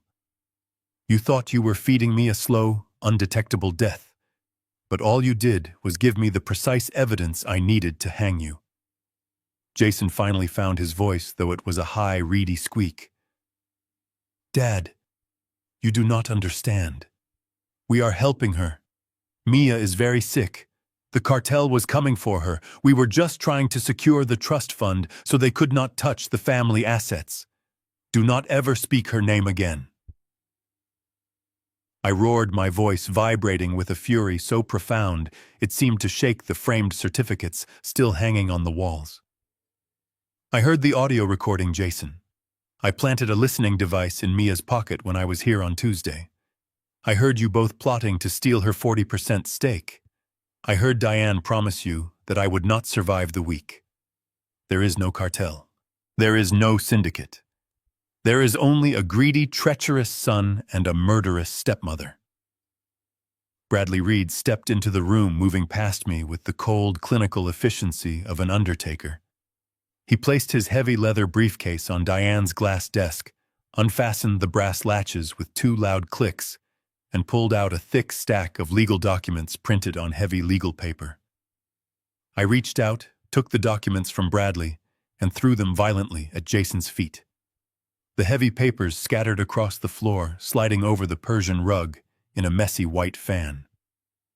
"Pick them up, Jason," I commanded. "Read the future you built for yourself." Jason dropped to his knees, his hands shaking so violently he could barely grasp the pages. His eyes darted rapidly across the bold legal print.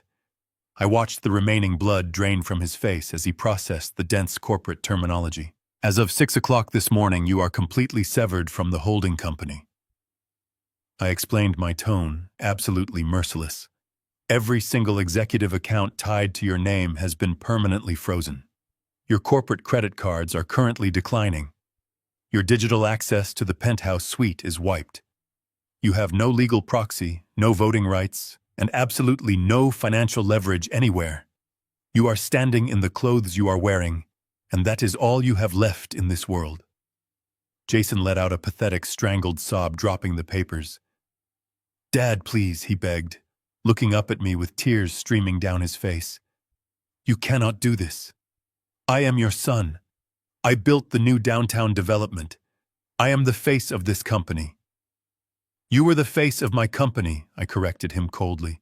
Now you are just an unemployed criminal facing decades in federal prison. Diane suddenly lunged forward, her survival instincts violently kicking into high gear. She stepped protectively in front of her glass desk, her eyes flashing with a desperate, cornered fury. You cannot barge into my private medical facility and threaten us. Richard, she spat, her voice rising to a hysterical pitch. This is my clinic. I am the medical director here. I have rights. I want you and your hired thugs out of my building right now, or I am calling the police to report an armed invasion. I looked at the local county sheriff, who was standing quietly in the doorway, his arms folded across his chest. He just shook his head slowly, looking at Diane with profound disgust. You do not own this building, Diane, I said, taking a slow, menacing step toward her. She instinctively recoiled, her back hitting the edge of her desk. You registered your little shell corporation to lease this property, but you never actually checked who owned the dirt beneath the foundation. I kept the primary land deed in my personal portfolio 30 years ago. I am your landlord. And as your landlord, having discovered illegal narcotics distribution, kidnapping, and attempted murder taking place on my property, I am executing an immediate, irrevocable emergency eviction. Diane's eyes widened in absolute shock. She looked wildly around the room, frantically searching for an escape route that simply did not exist. Furthermore, I continued raising my hand to signal Marcus, who was standing in the hallway monitoring the entire operation. This facility is no longer operational. Marcus brought his secure radio to his lips. Cut the grid entirely, he ordered calmly. Instantly, the bright fluorescent lights illuminating the office flickered and died. The steady hum of the central air conditioning ground to a sudden halt. The digital displays on the monitors in the hidden room blinked off. The sudden loss of power plunged the room into a heavy, suffocating darkness for only a fraction of a second before the dim amber glow of the emergency backup lights flickered to life. The pale illumination cast long, distorted shadows across the mahogany walls, turning Diane and Jason into grotesque silhouettes of their former selves.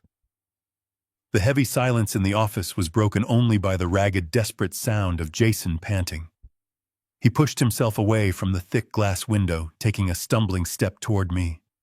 His face was twisted into a pathetic mask of defiant arrogance, a desperate attempt to cling to the power that was rapidly dissolving in his hands. You cannot do this to me, Dad, he shouted, his voice cracking violently under the immense pressure. You are completely out of your mind. I am the chief executive officer of the family holding company. I have a legally binding employment contract.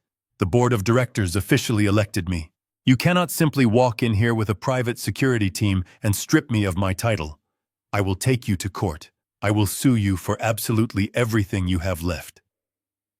I stood perfectly still, letting his hollow threats wash over me like rain against a solid brick wall. I simply took a step to the side and allowed Bradley Reed to take the floor. Bradley adjusted his silver tie, his expression radiating pure, unfiltered contempt. He reached into his thick leather briefcase and slowly withdrew a single slim red folder. It stood out like a drop of fresh blood against the dark mahogany desk. You are not going to sue anyone. Jason Bradley stated, his voice a smooth, lethal purr. You are going to quietly drop to your knees and pray that your father does not hand this specific folder directly to the federal authorities." Jason froze, his eyes locked onto the red folder. A new, much deeper layer of panic began to actively bleed through his aggressive facade. "What is that?" he stammered, taking a small, involuntary step backward. Bradley opened the folder with deliberate slowness. "This is a comprehensive forensic accounting report, detailing the massive gaping hole in the corporate development fund over the last 24 months. You thought you were incredibly clever, Jason. You routed the money through a dozen different shell corporations, disguising the massive withdrawals as independent contractor fees for the new downtown project. But you left digital fingerprints everywhere. You embezzled $12 million of company money." Jason shook his head rapidly, his hands trembling. "No, that is a lie," he whispered frantically. "That money was a legitimate investment. I was covering overhead costs. You are making this up to ruin me." Bradley let out a sharp, humorless laugh. "You did not invest a single dime of that money, Jason. You blew it. You have a severe, crippling addiction to high-stakes underground gambling. We tracked the wire transfers to an illicit betting syndicate operating out of an offshore server. You lost millions on illegal sports betting and underground poker tables. You borrowed heavily on margin to chase your massive losses, and when the debt collectors came knocking, you panicked and started stealing directly from your own family to keep them from breaking your legs." I watched my son closely. His entire body sagged as the truth was brutally dragged out into the harsh light. The polished, successful businessman completely vanished, replaced by a desperate, sweating, gambling addict. He looked at me, tears streaming down his face. "Dad, I am so sorry." He sobbed, his voice breaking into pieces. "They were going to kill me. The loan sharks, the syndicate. They threatened my life. They told me I had to pay them back with massive interest, or they would destroy me entirely. I had to take the money. Diane said she could help me hide the corporate transfers. She said she could protect me from the cartel if I just helped her secure Mia and the trust fund. It was at that exact moment that the ultimate devastating truth finally dropped onto the room like a heavy steel anvil." Bradley slowly closed the red folder and turned his cold, piercing gaze toward Diane. Diane was standing perfectly still behind her desk, her face entirely devoid of emotion, her eyes dark and completely unreadable. "There is no cartel," Jason Bradley said, his voice dropping to a terrifying whisper. "There is no mysterious offshore syndicate threatening your life." Jason blinked rapidly, thoroughly confused. "What are you talking about?" he asked, his voice trembling. "I spoke to them. I wired the money directly to their accounts." Bradley pointed a long, rigid finger directly at Diane. "You wired the money to a series of blind trusts registered in the Cayman Islands. The exact same offshore accounts that I legally froze this morning. Do you not completely understand, Jason? The ruthless loan shark who held your massive gambling debt, the violent syndicate that threatened your life and forced you to kidnap your own sister, is standing right in front of you." The silence in the office became absolute. Jason slowly turned his head to look at his stepmother. His breath hitched violently in his throat. Diane did not flinch at all. She simply stared back at him with the cold, calculating eyes of a venomous reptile. "You," Jason whispered, his voice barely audible. "You were the one taking my bets. You were the one charging me the massive interest rates." Diane slowly straightened her blazer, a cruel, mocking smile tugging at the corner of her lips. "You were a pathetic, weak-minded fool, Jason," she said softly. "I just let you keep playing until you willingly handed me the keys to your father and his empire."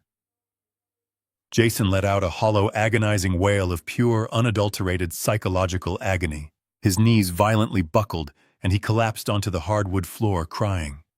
He traded his soul for nothing. The game was finally over for him.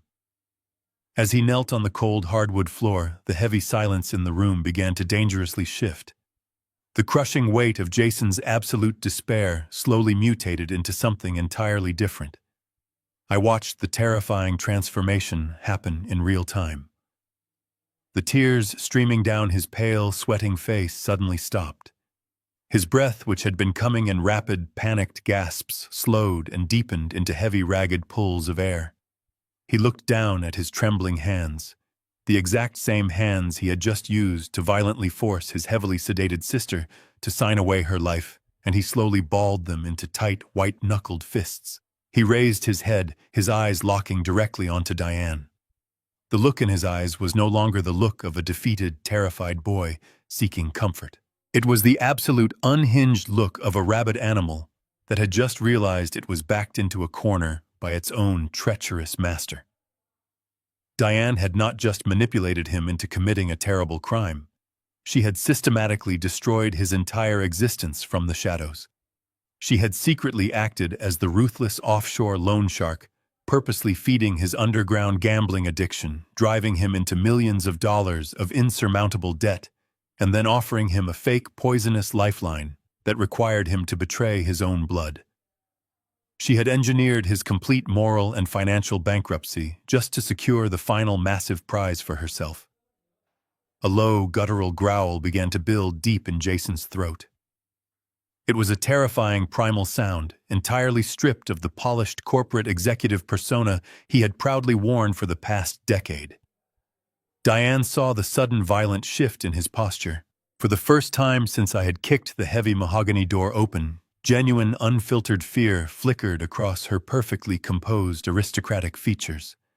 She took a quick, panicked step backward, her expensive designer heels scraping loudly against the wooden floor, her back pressing hard against the large glass window overlooking the quiet morning street. She opened her mouth perhaps to issue another sharp, commanding lie, perhaps to try and manipulate his weak mind one last time.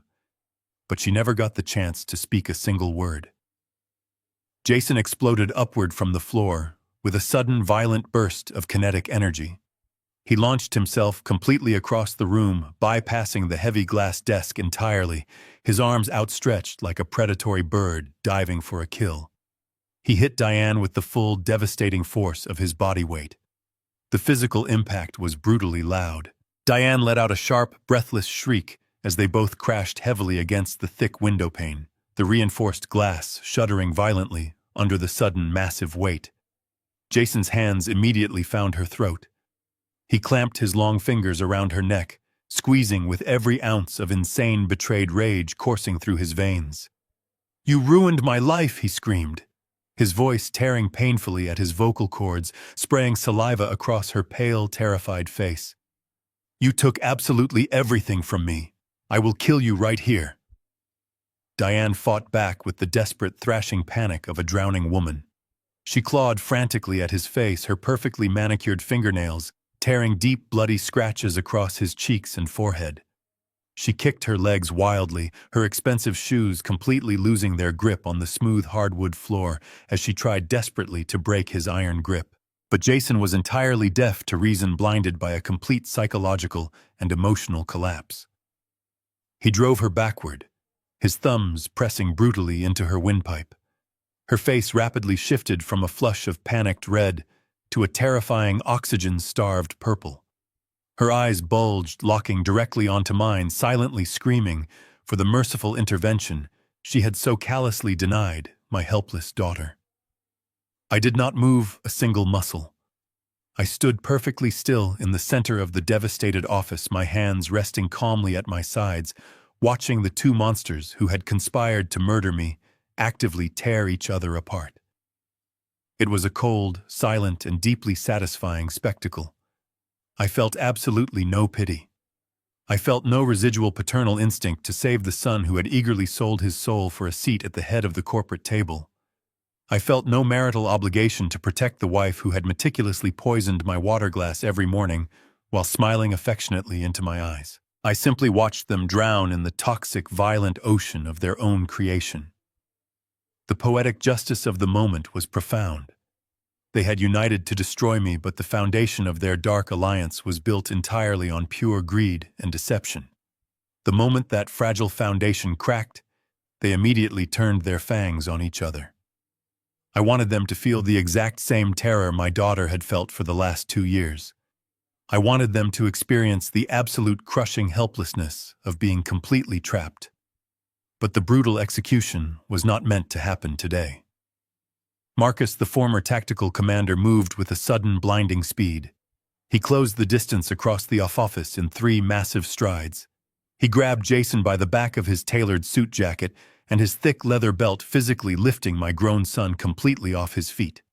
With a grunt of raw physical exertion, Marcus violently hurled Jason backward. Jason flew through the air, crashing heavily onto the glass coffee table in the center of the room. The thick pane of decorative glass shattered instantly into 1,000 jagged pieces under his crushing weight. Before Jason could even attempt to recover his breath or scramble out of the broken glass, the local county sheriff was directly on top of him. The sheriff planted a heavy black boot firmly between Jason's shoulder blades, pinning him flat against the ruined floor. "Stop resisting right now!" the sheriff roared, his voice booming with absolute legal authority. "Put your hands behind your back!" Jason continued to thrash wildly, screaming incoherent curses at Diane, completely lost in his own violent psychosis. The sheriff did not hesitate. He grabbed Jason's left arm violently, twisting it upward at a painful, unnatural angle, forcing a sharp cry of physical pain from my son. The heavy steel handcuffs ratcheted tightly around his wrists, with a series of loud, definitive metallic clicks. The golden boy, the untouchable corporate heir, was successfully reduced to a bleeding, handcuffed criminal, weeping in a pile of shattered glass. Diane had slumped heavily against the window, violently gasping for air, holding her bruised throat with both hands. She was coughing terribly, tears streaming down her ruined makeup. 2 of Marcus's tactical operatives stepped forward, their faces completely devoid of any sympathy. They grabbed her by the arms, roughly pulling her away from the window and forcing her to stand upright. Diane tried to pull her arms away, her arrogant entitlement attempting to resurface even in the face of total defeat. "Get your hands off me," she rasped, her voice a broken, painful wheeze. "I am a doctor. You cannot treat me like this." One of the operatives simply spun her around aggressively, forcing her arms behind her back. "You have the right to remain completely silent," the operative stated coldly, slapping a second pair of heavy steel handcuffs onto her wrists. "I strongly suggest you start using it immediately." I stood in the center of the devastated office, breathing in the cold, stagnant air. The room was a complete disaster zone. Shattered glass covered the Persian rug. The heavy mahogany door hung uselessly from its broken hinges. The illusion of Diane's pristine, untouchable medical sanctuary was entirely destroyed forever. I looked down at Jason, who was now sobbing weakly against the floor, his face pressed into the dust, completely broken. I looked over at Diane, who was glaring at me with a hatred so pure and toxic it could have melted solid steel. They were both securely shackled, completely stripped of their power, their wealth, and their freedom. They had tried to bury me alive. They had tried to steal my legacy and lock my innocent daughter away in the dark. But they had tragically underestimated the absolute resolve of a father who had nothing left to lose. I felt a profound, chilling sense of peace wash over my tired soul. The war was officially over, and the enemy was entirely vanquished. Now it was time to turn my attention to the only thing that truly mattered. I watched without a single ounce of mercy as the tactical operatives hauled Diane and Jason out of the ruined office.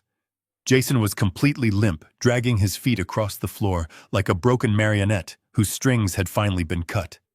He did not look back at me. The crushing reality of his impending federal prison sentence had completely hollowed him out. Diane, on the other hand, fought until the very last possible second. As they dragged her through the splintered doorway, she twisted her head around her eyes, burning with a venomous, unrepentant fury. She spat a vile curse at me, her voice hoarse from the damage Jason had done to her throat, but the heavy oak doors of the lobby soon muffled her frantic screaming. I stepped carefully over the shattered glass of the coffee table and walked toward the massive window. Down on the quiet morning street, the flashing red and blue lights of the county sheriff cruisers painted the neighboring buildings in a harsh, rhythmic glow. I watched the officers aggressively force my treacherous wife and my deceitful son into the back of two separate squad cars. The heavy doors slammed shut with a finality that echoed all the way up to the executive suite. The sirens wailed briefly, clearing the intersection, and then the vehicles sped away, disappearing completely into the sprawling concrete labyrinth of downtown Chicago. The suffocating, toxic, dark cloud that had hovered over my family for the last 2 years finally broke, entirely dissolving into the cool morning air. I turned my back to the window. The absolute silence in the office was deafening. Bradley Reed placed a reassuring hand on my shoulder, gave me a single respectful nod, and quietly stepped out into the hallway to coordinate with Marcus and the remaining security personnel. I was finally completely alone with my daughter. I walked slowly toward the open threshold of the hidden medical vault. The heavy mahogany bookshelf was permanently jammed in the open position, exposing the sterile, terrifying prison where my flesh and blood had been held captive. I stepped inside the cold room. Mia was still sitting in the heavy motorized wheelchair, her head slumped forward, her thin shoulders trembling violently under her oversized sweater. The chaotic violence that had just erupted in the outer office had clearly terrified her further.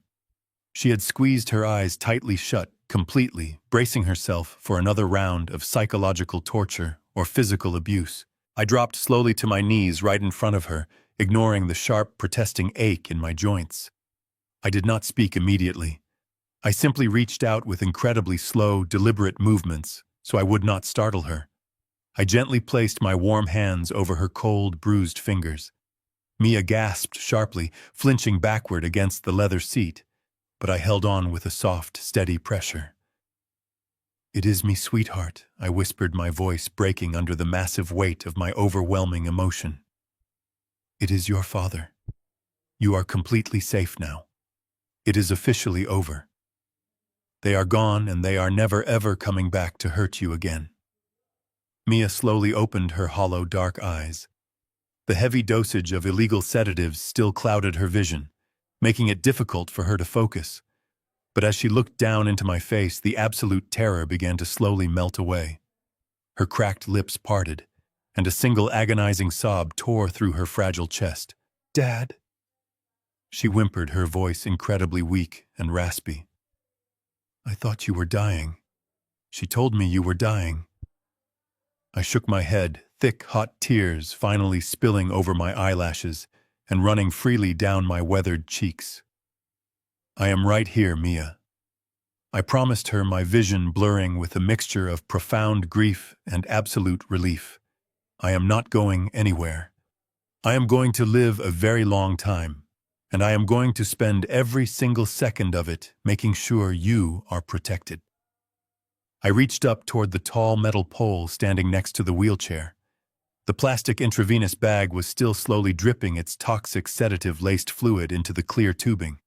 I grabbed the bag and violently ripped it off the metal hook, throwing it forcefully onto the floor, where it burst open, spilling the clear poison across the sterile white tiles. Then, with the utmost care, I peeled the harsh medical tape away from the bruised skin on the back of her pale hand. I gently slid the sharp steel needle out of her vein, pressing a clean piece of sterile gauze over the tiny puncture wound. I moved down to the heavy leather straps securing her thin wrists to the armrests of the chair. I unbuckled them one by one, tossing the thick restraints aside with extreme prejudice. When her hands were finally entirely free, Mia leaned forward with a desperate, heartbreaking urgency. She threw her fragile arms around my neck, burying her face deep into my shoulder. I wrapped my arms tightly around her trembling torso, pulling her out of the cold leather chair and holding her securely against my chest. We knelt together on the floor of that terrible room, surrounded by medical equipment and bad memories, weeping openly into each other's shoulders. The tears I cried were born from a deep, agonizing well of regret. I wept for the 2 years of her beautiful life that were cruelly stolen away. I wept because I had blindly trusted the monsters who had inflicted this unimaginable pain upon her. But mixed within that bitter regret was a powerful cleansing wave of absolute redemption. I had found her. I had fought through the lies, the poison, and the betrayal, and I had successfully pulled my little girl out of the darkness. I held her fiercely, rocking her back and forth, whispering a continuous stream of apologies and promises into her tangled hair. I am so incredibly sorry, but you are finally completely free. The journey back to the light was not an overnight process. Immediately after carrying Mia out of that dark, suffocating room, I transported her to a highly secure private rehabilitation center, completely outside of Diane's corrupted network. I stayed by her bedside day and night as a team of real compassionate doctors carefully flushed the heavy illegal sedatives from her fragile system. I watched the color slowly return to her pale cheeks. I watched the profound, haunting terror gradually fade from her dark eyes, replaced by a quiet, resilient strength. At the exact same time, my own physical health miraculously rebounded. Without the daily dose of toxic powder burning through my veins, my heart rhythm stabilized. My blood pressure returned to a perfectly normal level. The suffocating fatigue completely evaporated. The frail, dying old man that my treacherous wife and greedy son had so desperately relied upon was officially buried, replaced by a father who was ready to watch the wheels of justice completely crush his enemies. The legal storm that followed our rescue was absolutely unprecedented.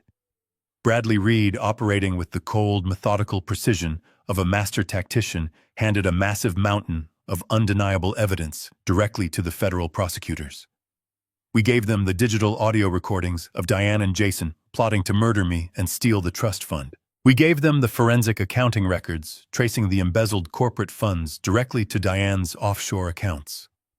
We gave them the physical gel capsules laced with poison and the terrifying medical vault hidden behind the mahogany bookshelf. It was not a difficult case to build. It was an absolute avalanche of irrefutable guilt. The criminal trial was a highly publicized spectacle, much to the absolute horror of my former wife. Diane tried to use her expensive, high-profile defense attorneys to spin a web of complex medical lies, but the jury saw right through her arrogant facade. I sat in the front row of the courtroom every single day, watching the woman who had shared my bed slowly unravel. On the day of her sentencing, she stood before the federal judge wearing a drab, oversized prison uniform that completely swallowed her aristocratic pride. The judge looked down at her with profound disgust, calling her actions a calculated, monstrous betrayal of both her medical oath and her marital vows. When he slammed his heavy wooden gavel down and sentenced her to 25 years in federal prison without the possibility of parole, Diane finally broke. Her knees buckled, and she let out a piercing, desperate wail as the armed bailiffs grabbed her arms. She looked back at me one last time as they dragged her through the heavy courtroom doors, her face twisted in pure agony. I did not blink.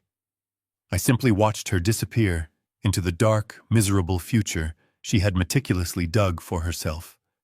She would spend the rest of her natural life in a concrete cell, completely stripped of her wealth, her status, and her freedom. Jason's fate was equally satisfying, though entirely pathetic.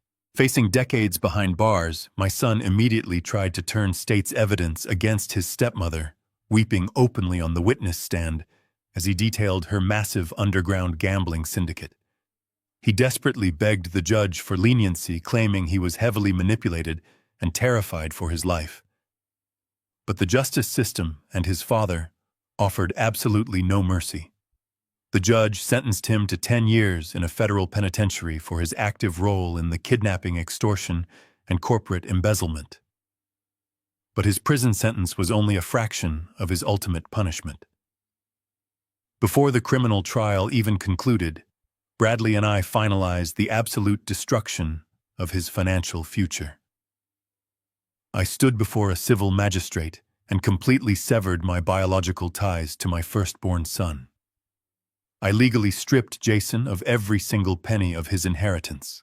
I revoked his shares, completely erased his name from the family trust fund, and permanently banned him from ever holding a position within the holding company again. He had traded his soul for absolute power, and he walked away with absolutely nothing. With the monsters securely locked away in federal cages, I turned my attention to the massive real estate empire that had sparked this entire nightmare. I realized that the pursuit of endless wealth had created a toxic, cutthroat environment that nearly cost me my daughter's life. I no longer wanted the burden of the throne. With Bradley's expert legal guidance, I completely stepped down from any active role in the corporation. We handed the entire billion-dollar enterprise over to a highly vetted, incredibly strict board of professional directors. They were neutral, aggressive executives who answered only to a blind trust. The company would continue to generate massive wealth, but I would no longer let it define my existence. I cashed out a significant portion of my primary shares, completely securing Mia's financial future in an ironclad, unassailable account that no one could ever touch without her direct, conscious consent. The dark, stressful chapters of corporate warfare were finally closed forever. I was completely done fighting for money and power. I only wanted to focus my energy on the true meaning of family. I wanted to fight for the remaining time I had left with the people who actually loved me, leaving the shadows of greed far behind us in the cold dust.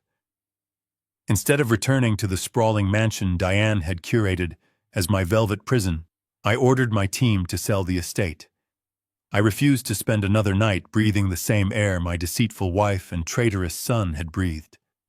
The proceeds from the massive sale were transferred into a foundation dedicated to supporting victims of illegal medical confinement. It felt fitting to use the wealth Diane coveted to destroy the very type of manipulative prisons she had built for my daughter. We were entirely erasing the dark, toxic footprints those two monsters left on our family legacy, purifying the deeply poisoned ground. We left Chicago behind us before the first snow of winter could fall upon the city streets. I did not want Mia to spend another holiday season anywhere near the towering skyscrapers and cold concrete that had served as the backdrop for her unimaginable suffering. Instead, we traveled west, leaving the noise and the bitter memories far behind us. I purchased a sprawling, isolated ranch nestled deep in the rugged mountains of Montana. It was a place defined by endless stretches of vibrant green pine trees, crystal-clear rivers, and a sky so vast and open it made you feel as though you could finally breathe again. The ranch was surrounded by miles of heavy timber fencing and monitored by a discreet but highly effective security team managed by Marcus, ensuring that no unwanted shadows could ever creep up on us again. When we first arrived at the ranch, Mia was still incredibly fragile. The transition from a windowless, sterile medical vault to the boundless expanse of the Montana wilderness was overwhelming for her. For the first few weeks, she rarely left the wrap-around wooden porch. She would sit wrapped in a thick wool blanket, staring out at the snow-capped peaks, her eyes wide and searching. I did not push her. Healing from the kind of deep systemic trauma she endured cannot be rushed. It requires patience, silence, and an abundance of unconditional love. I spent my days reading quietly beside her, or chopping firewood, letting the simple rhythmic tasks of rural life slowly replace the cutthroat anxiety of my former corporate existence. As the harsh winter melted into a vibrant, blooming spring, I began to witness a beautiful, miraculous transformation. The fresh mountain air and the absolute safety of our new environment slowly breathed life back into my daughter. She began taking short walks down to the riverbed, skipping stones across the surface of the rushing water. We adopted a pair of gentle rescue horses, and I watched with tears in my eyes as Mia brushed their coats, whispering softly to them. The profound connection with the animals seemed to unlock a door inside her heart that Diane and Jason had bolted shut. One afternoon, as we were riding along a sunlit trail, Mia suddenly urged her horse into a full gallop. I watched her ride ahead of me, her hair catching the golden afternoon light, and for the first time in over 2 years, I heard the clear, ringing sound of her genuine laughter echoing through the canyon.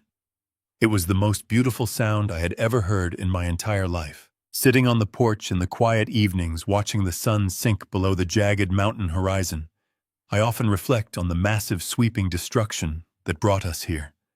I spent 40 arduous years of my life building a financial empire.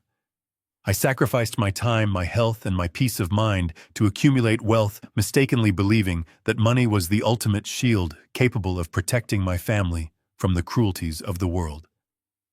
I was completely wrong. Money was not a shield.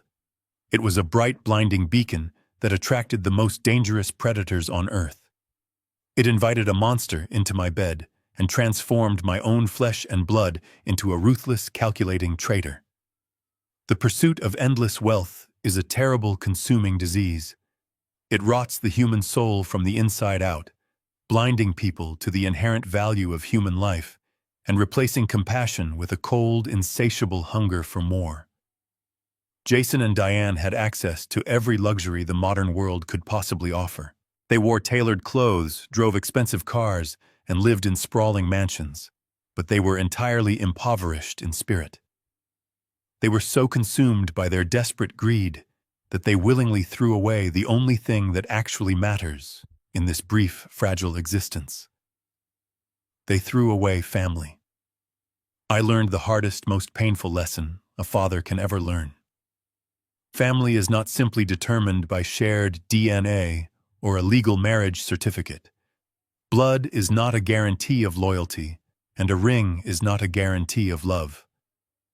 True family is forged in the fires of mutual respect, unwavering protection, and unconditional sacrifice.